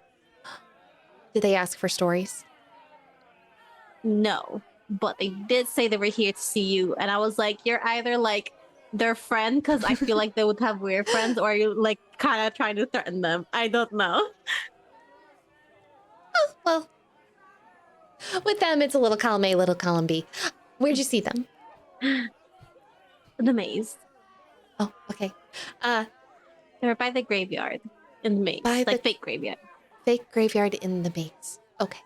So if you go past, okay, you will eventually reach a sphinx, right? Then you'll have to like solve its riddles, and then you go away from the sphinx. And if you go to the, she does the little hand. He's like, oh god, they're both elves. So if you go to the backwards at the right, right? If you go to the right, and then you take the middle path up. You need to just roll a keep going perception up. check. All perception is a +3. It's gotta be a 15. Okay. So you hear a skittering sound as it comes up behind you and you're giving these directions. And all of a sudden, right behind you, you hear, I heard that someone was discussing me. Oh, And as you turn, you see the person that you saw in the maze looming behind you. does that happen every time we discuss you? No, I was just in the vicinity. And they look around you and tip their hat. And beneath it, you see a row of horns going down their head. I thought another rat pulling it. They tip their hat and nod and Miss Moon. And she greets them warmly with, Mordak, you made it. You're a little early, which is totally fine, but I will definitely have a room ready for you tonight. Mordak, this is Yuiza, one of the local adventurers. Yuiza, this is one of the members of my book club. This is Mordak. I'm also going to book club. Are you a new coven member? To be determined. And they give you an appraising look, and Lowry says, TBD, a lot of TBD. But yeah, you and your friends are more than welcome to come to book club if you still want. And it'll be a week from today. I didn't want to conflict with this. That's fair. That's fair. What book are we discussing? Oh, the Cleric's Oath. You can probably find a copy in most city bookshops, but if you don't have time to travel, I do have extra copies if you'd like to I would love borrow an it. extra copy, yeah. I'll drop it off for you. Thank you. It's going to be really nice to sit around with you guys. It was super nice to meet you, Mordak. And Lowry giggles and nods, and Mordak says, it was nice to meet you as well. Well, I just wanted to let you know that your friend was looking for you and that I will be at book club. You guys have fun. I gotta give you the favor given, a payment owed. And as Mordak says this, he holds out a small parcel to you, Yuiza. Oh. She'll take it. And you are gifted. I already handed that out. You are gifted a Maryberry. This small fruit is highly sought after by cooks and sweet lovers everywhere, both for its flavor as well as its unique sensory enhancing properties. Eating a berry raw yields taste and texture like that of rich shortbread. The perfect way to end a day of adventure or travel. Cooking the berry, whether it be cuisine or simply roasted over a campfire, brings out more uncommon effects. When properly cooked, a creature that eats the fruit gains advantage on all wisdom and intelligence checks based on smell or taste for the next 24 hours, as well as advantage on ability checks using cook's utensils. Overcooking the fruit not only cooks out the berry's benefits, but also results in a soggy and overall bland dish. Thank you, Murdoch. This is really nice of you. I will see you at the club. Just finger gone away. I can't wait to discuss chapter 7 with you all. Now I have to read this so fast. She'll make her way to the unicorn. Yeah. As you join everyone at the unicorn, Nismat asks you all, so what are you talking to the unicorn about? Oh, we're going to ask her to repeat some things she said to us both. It was very curious. Arat, since the words were directed towards you the most, how would you take the candy this time? I suppose so. Certainly, yes. And I'll put the candy in my mouth. One of them. All right, you do that, and for the next 5 minutes, you can understand any language spoken. And you said while I'm chewing it, I can speak it back. Let me double What was the check. clarification on it? Which candy was it? The Tasty Tongue Twisties? Let's see. Yeah, I think so, yeah. You understand the literal meaning of any spoken language that you hear. If you speak while chewing the gumball, your accent changes to sound like the creature to whom you're listening. So it doesn't allow you to speak the language, but it basically allows you to mimic an accent in common. Gotcha. But you can still attempt to communicate with this creature. Yeah, I guess so. I guess in a similar accent to the Sylvan that came out of the unicorn, I'll just lean forward and say, "Excuse me, you said something earlier to me that I did not understand." And in your head, you hear, "Well, your Sylvan's horrible." I never learned. I don't... Oh, common with a Sylvan accent. Who even? You'll forgive me. I'm doing what I can to make sure that we can communicate a bit more directly, as I did not understand you last time. The unicorn flips its hair to the side. Oh, can't they find anyone to translate for me? Oh, the horror. I don't know. Do you know anyone here? Do you know anyone here that speaks Sylvan? Which I guess DM, I say in common out loud to everybody. So Yeah. if anybody else out nearby me knows. Yeah. You have been speaking common with a Sylvan accent this whole time. Yep. Roll insight for me. 28. 28. You come to the realization as you contemplate what this unicorn has said to you and the way that it is not necessarily even trying to look at you after the first thing you said to it. That this is one of those scenarios where what you are saying is just kind of lining up with the dialogue of the other person. They don't understand common. Interesting. But I guess, yeah, I will still stay out loud in common, not understanding it until that point. Well, do you know anyone around here that speaks Sylvan in case anybody that is within earshot can speak Sylvan? If not, then we'll have to look. Nismat raises a claw. Sulong will and- lower the claw slightly. Wait. What? In Draconic. This might be funny. Why? Oh, do you want to translate? Yes? Okay. I you. speak Sylvan. Oh, wonderful.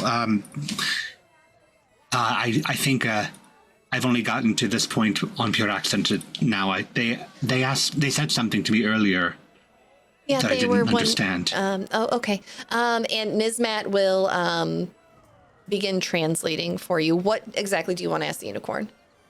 But pretty much my first question is, last time we were here, you said something that I didn't understand. Could you repeat it? Nismat will translate to the unicorn for you, and they flip their hair again and, "Oh, well, I was just apologizing for using a spell on you. I had to make sure that you weren't going to do any harm." What spell? I guess which I'll just say since I can understand it. I'll just say to Nismat, what spell?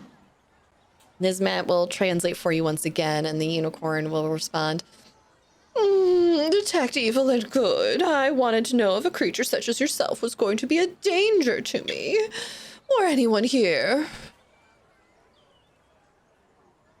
And as you are all watching this continue on, you could swear that you almost see this unicorn pout. This unicorn is such a diva. We're so Rather excited. I will say before I realize that Nismat's probably going to immediately translate it. That's rather supposing of you. Supposing of me? Oh, no, you weren't supposed to say that. Well, I just can't. I just can't trust any almost undead that walks in here. I mean, for all I know, you could have been here to attack my friends. And I do love them. Hey, DM, out of curiosity, I still have that Wild Oracle card ability up, and I have not told Nismat that I am a Domfir. What feeling am I getting right now as she hears this? You get confusion from Nismat? Okay. Let's go. Well, did I pass your test? Well, it didn't say that you were evil. So I suppose that you won't be here to bite my neck. Will you? Maybe. Just a little. Not quite my flavor. Oh. Rats. I'll turn to Nismat and just go, thank you for that very awkward exchange. and interpreting. You're, welcome. I've never met a unicorn with a crush on someone before. Neither have I. Do you want me to keep translating for you? Or is this as awkward No, for you as it is for me? Possibly more at this point. Okay. I think we're fine. Thank you very much. And I'll just kind of like nod at the unicorn and back pace away before I just kind of like stick the gum on a post. Never to be hearing it again. Fisscourth just looks very concernedly at Arat. So what did the unicorn have to say? It was it picked up on who and what I am and wanted to make sure that everything was going to be safe. Well, that's a bit prejudiced, wouldn't you say? I'm used to it, unfortunately. Fair. She does seem to have a bit of a tood, as it were. She has a something. She certainly does. Well, I would prefer to be anywhere but over here if any of you would like to go anywhere at all. Guys, look at these giant dog frogs. They're so cool. Oh, yes. The what were they? The mud mutts. Or Mud butts. Yeah, something like that. Look, They're delightful. You can give them treats, too. I think I still have the feed bag on me. Oh, I want to. Can I give them? I shall look to everyone. Where's the person that runs this? I want to feed them. I want to feed the puppies. As you look around, Yuiza, you see that Ty is talking to Euphoria over by the capybaras. They have more animals. Hello, hi. I'm so sorry to interrupt, but I really want to feed your. My friend said they were mudmutts. Oh, yeah. Just a few silver for a bag of feed. You can, I suggest tossing them your treats. Okay. Okay, she'll like instantly scramble for like a few silver to get two, one for her and one for Ivy. Okay. Yeah, you can definitely do that. Thank you. Bye, Euphoria. She'll instantly go just fuck it. You toss it into the air, and one of the mudmutts instantly sees it flying through the air, and their tongue shoots out and snaps back with the treat. Oh, you should feed the other one. Probably. You give both the treat because there's two of them. Ivy will take a treat and toss it to the mudmutt as well. They will enjoy feeding the rest of the animals. This has an idea. She's going to go to the character artist away Okay. from everyone else. She just sneaks away. Okay. You there. What is your fee, firstly? Because I would like to make a commission, as it were. And I will not pay you an exposure, I promise. Oh, well, hi there. And you see a gentleman wearing a medium weight tunic and blue trousers with a large mass of dark curly hair, holding a paintbrush. And you see before you someone who introduces I themselves. want to know their name. As Andrew. You do these exaggerated portraits, as they were?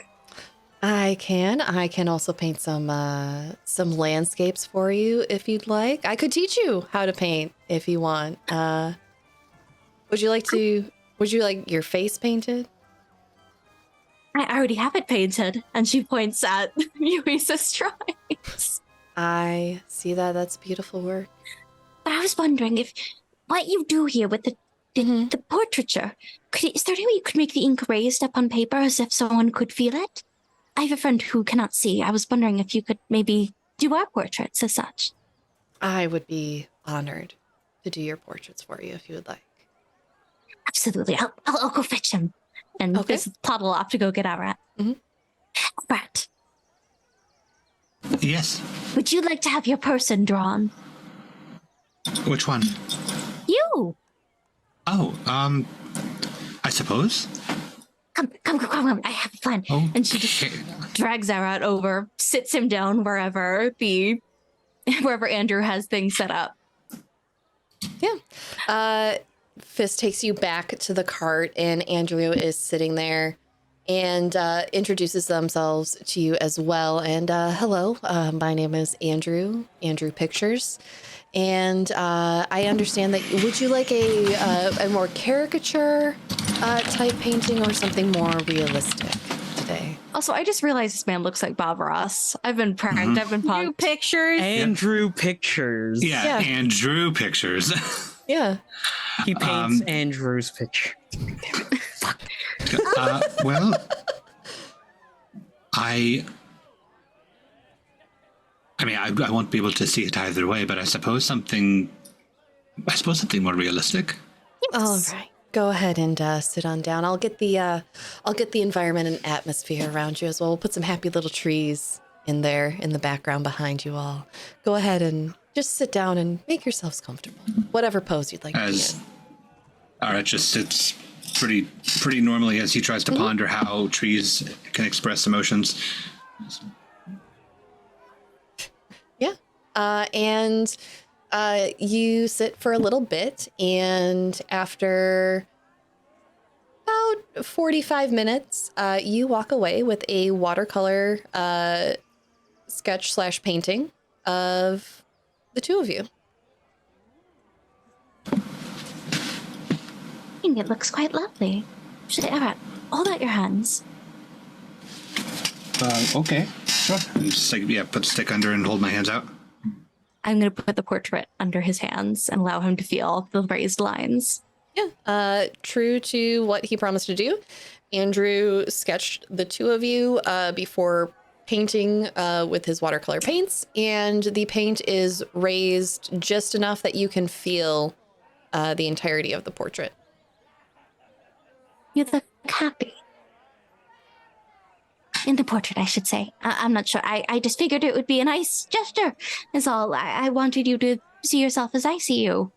In the eyes of an artist, a thing of beauty.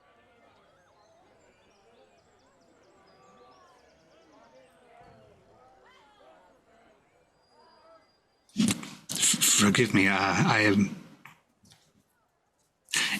It's one thing for me to just touch my own face, but I've never seen myself such as this before. This is this is new. I hope it's a good kind of new. I think so. Well, Thank you, Fisscourth. thank you, Arat. how about you keep that actually? And she's just going to slide 2 gold pieces onto Andrew's bench as a tip. Yeah. I will, yes, to remember the day. Exactly. A souvenir. Yeah, his hands are still like idly tracing over the entire picture, but it's definitely lingering on his own face, as it's a very new experience for him to externally see his own face. Yeah.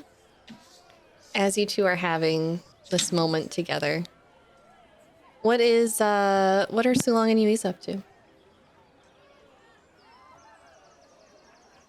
Is this hedgehog up for being petted? Yes. If you ask Ty for assistance, he can lure Elsa over for you to pet her. She is a large creature, but she does enjoy the chin scritches.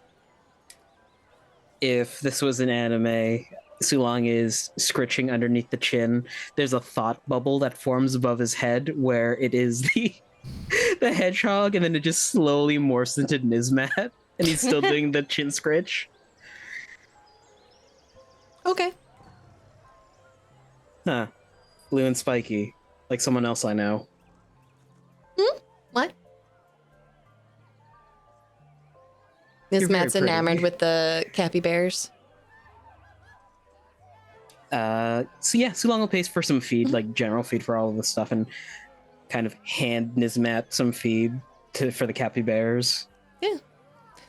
You all can spend some time feeding and petting the animals. Mm-hmm.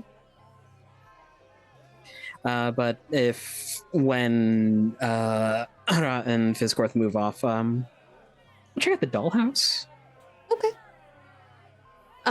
You head on over. Is anyone else going over that way? I think that's like the last thing we kind of have. There's also the tent. Where's the tent? I want to know what's in that tent. You go into the tent. Yeah. You poke your head in there. It's a lot of setup equipment.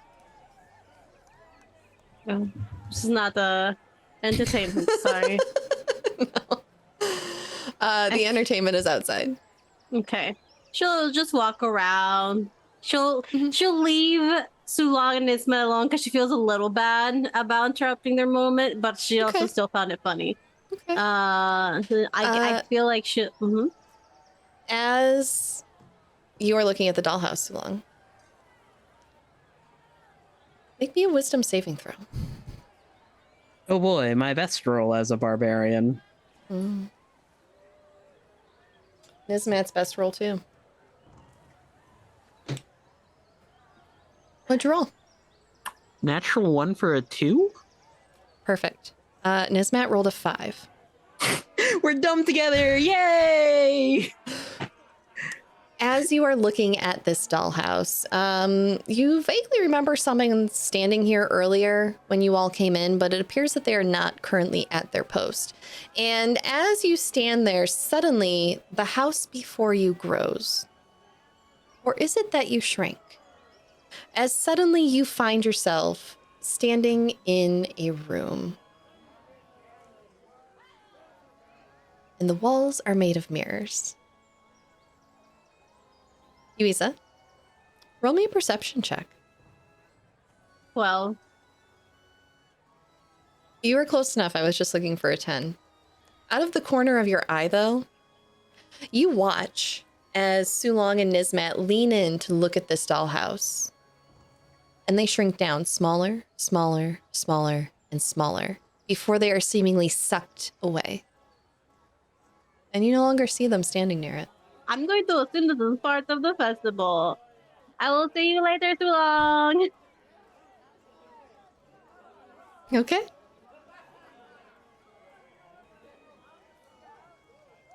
Arat and Fisscourth. After your painting, what are you up to? I suppose we're wandering back towards where everybody else was, and then they're not there, so... Yeah. I'll peek into the dollhouse. But hey, we're just here. Maybe he's hiding behind it as a silly joke. Do I see a tiny Sulong in there, maybe?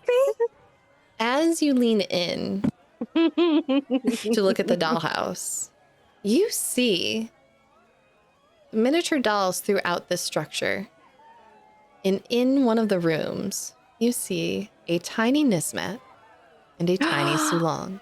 And I will need you to roll me a wisdom saving throw as well, Fisscourth. Okay, I'm a cleric. I've got this. I've got this, right? Let's see. That's a 4 for a total of 9. As you look into this dollhouse,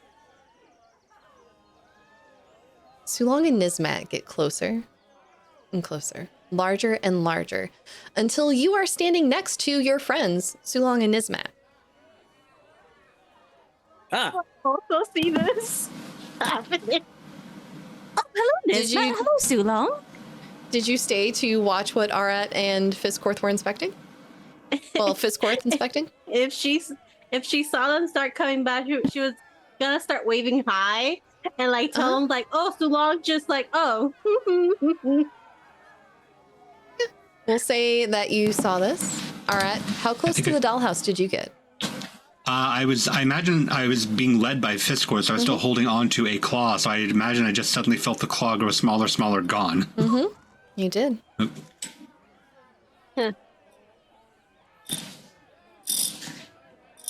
Ivy Fisscourth? next to you, Yuiza. Is everything okay? Where'd they go? They got sucked into the dollhouse. Oh, Arat, they got transported into the little dollhouse. Is that supposed to happen? I have no idea.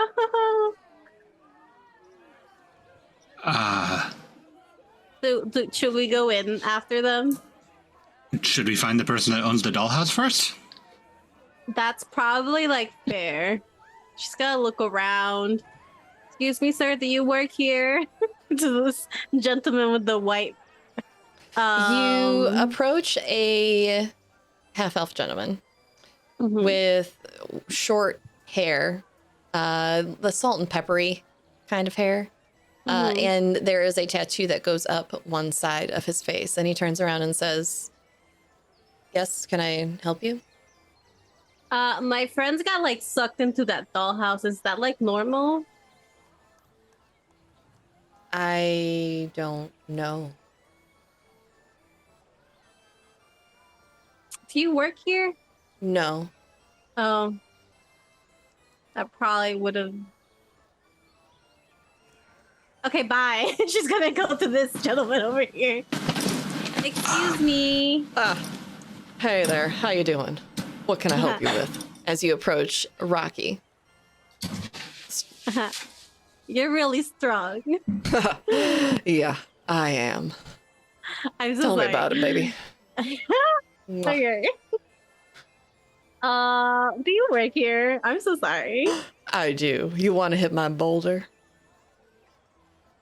It's a nice boulder. He gestures to the large boulder that is next to him. Oh, I would, but okay. So my friend, I'm sorry. I'm concerned about my friends, and I wanted to find someone who worked here to ask them something. Yeah. What can I help you with? Maybe after that, go hit your boulder. I work here. Okay. What can I do for you? My friends got sucked into that dollhouse over there. Is that like normal? Oh, mama, that is so normal. It's wonderful. It's a great house. So will they get out of it soon? Maybe. Will they get out of it at all? I think that's up to them. Huh. I like you. You're cool. Don't I know it? Hi, Pascal. Hey, how's it going? Are you okay? Yeah, no, I'm good. I'm gonna hit the boulder. It's gonna be great. Take out some frustration, anger. Okay. Well, I hope you hit the boulder like really hard and get all that anger out. Me too. I get a I believe stuffed in animal you. if I do. It's gonna be great. That's really cool. Oh, maybe I should take the boulder too to get a stuffed animal. Oh wait, let me go back to my friends. Anyway, good luck on the boulder. You're gonna do great, Pascal. You're amazing. You got great muscles. Yeah, I do. It's gonna be great. It's gonna be great. It's gonna be great. And Rocky leans on his warhammer. You have a great day too. Bye. Bye. He's gonna go over to it. Hey. While this was happening, because I can't do anything, I can't look in and check. I'm just going to start like feeling the dollhouse, and I imagine eventually, I don't know if I'll feel people or not. As you touch the dollhouse, I will need you to make me a wisdom saving throw. Huh. Okey-dokey. That is a 19. A 19. You feel a magic tug pull at you. It is like gravity sucking you into this house. But you remain outside of it. I'll pop my hands off of it.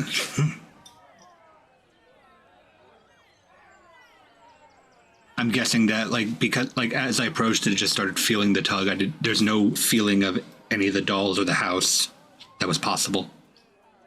You try to feel into the house, but it's almost like as you try to push your hand into one of the rooms that there is a magical barrier that prevents you from touching anyone inside.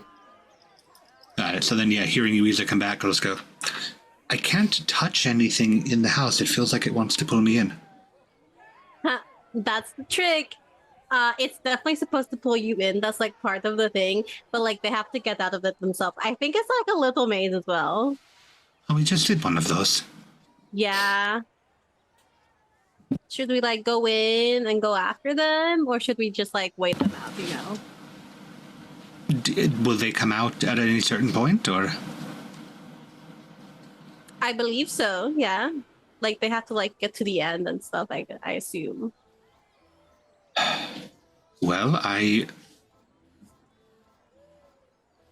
logically, I think that all of us going into a place that we don't know if you can get out of doesn't make much sense. But at the same time, if we don't know when they're coming out, then we are just standing here staring at the dollhouse, hoping that our friends come out.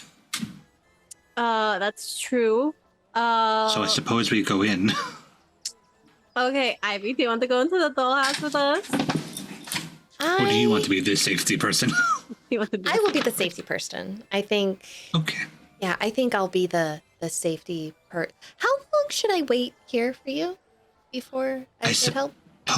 I suppose when the festival ends would be the cutoff time that I would think of. Okay, so a few hours. Does it end tonight? Yes.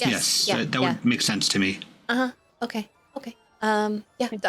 Please come back out. Yes, I imagine you don't have to stand literally right here, though. But I'm going to stand right here. I am not going. She's anywhere. actually Okay. a person. Yeah. I might even pace a little bit.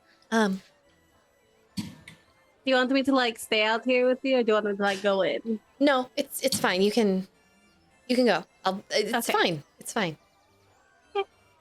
I'll be right back. And she's gonna give her a kiss on the cheek. Okay. Bye. Just touch the dollhouse. Okay. Very well. I'll just stick my hand into the dollhouse, and I'll willingly fail wisdom saving throw. Same. You willingly fail. For the three of you inside, you watch. You can't hear what Arat and Yuiza say, but you see Yuiza leave and come back and talk to Arat and Ivy. There is a conversation that goes on. And then you watch your friends put their hands on the dollhouse as well. And from the outside, you can watch as they shrink and are sucked in and wind up in the room of mirrors next to you.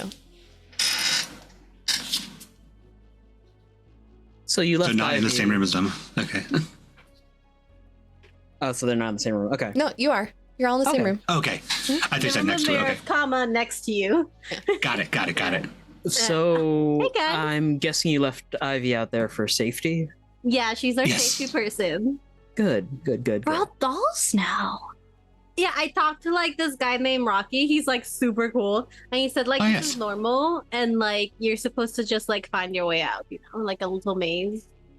But we figured that, somebody should make sure that we do get out before the end of the festival, and Ivy felt like taking on that responsibility. She's a very anxious person. I'm not quite sure where we start though, because everywhere I see, it's just us.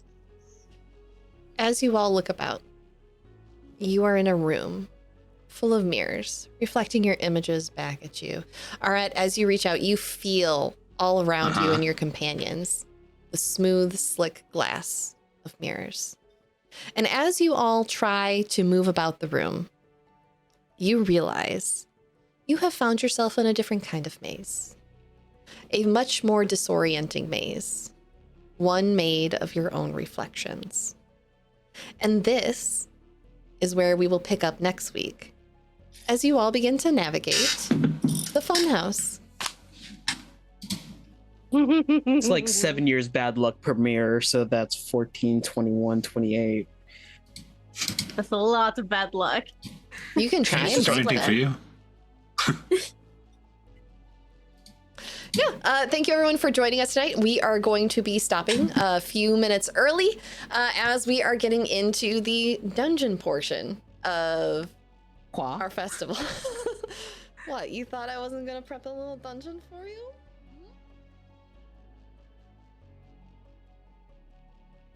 Thank you everyone for joining us for tonight's episode of Luck and Chaos. Don't forget to leave a review on your favorite podcast platform of choice. It really helps our show grow.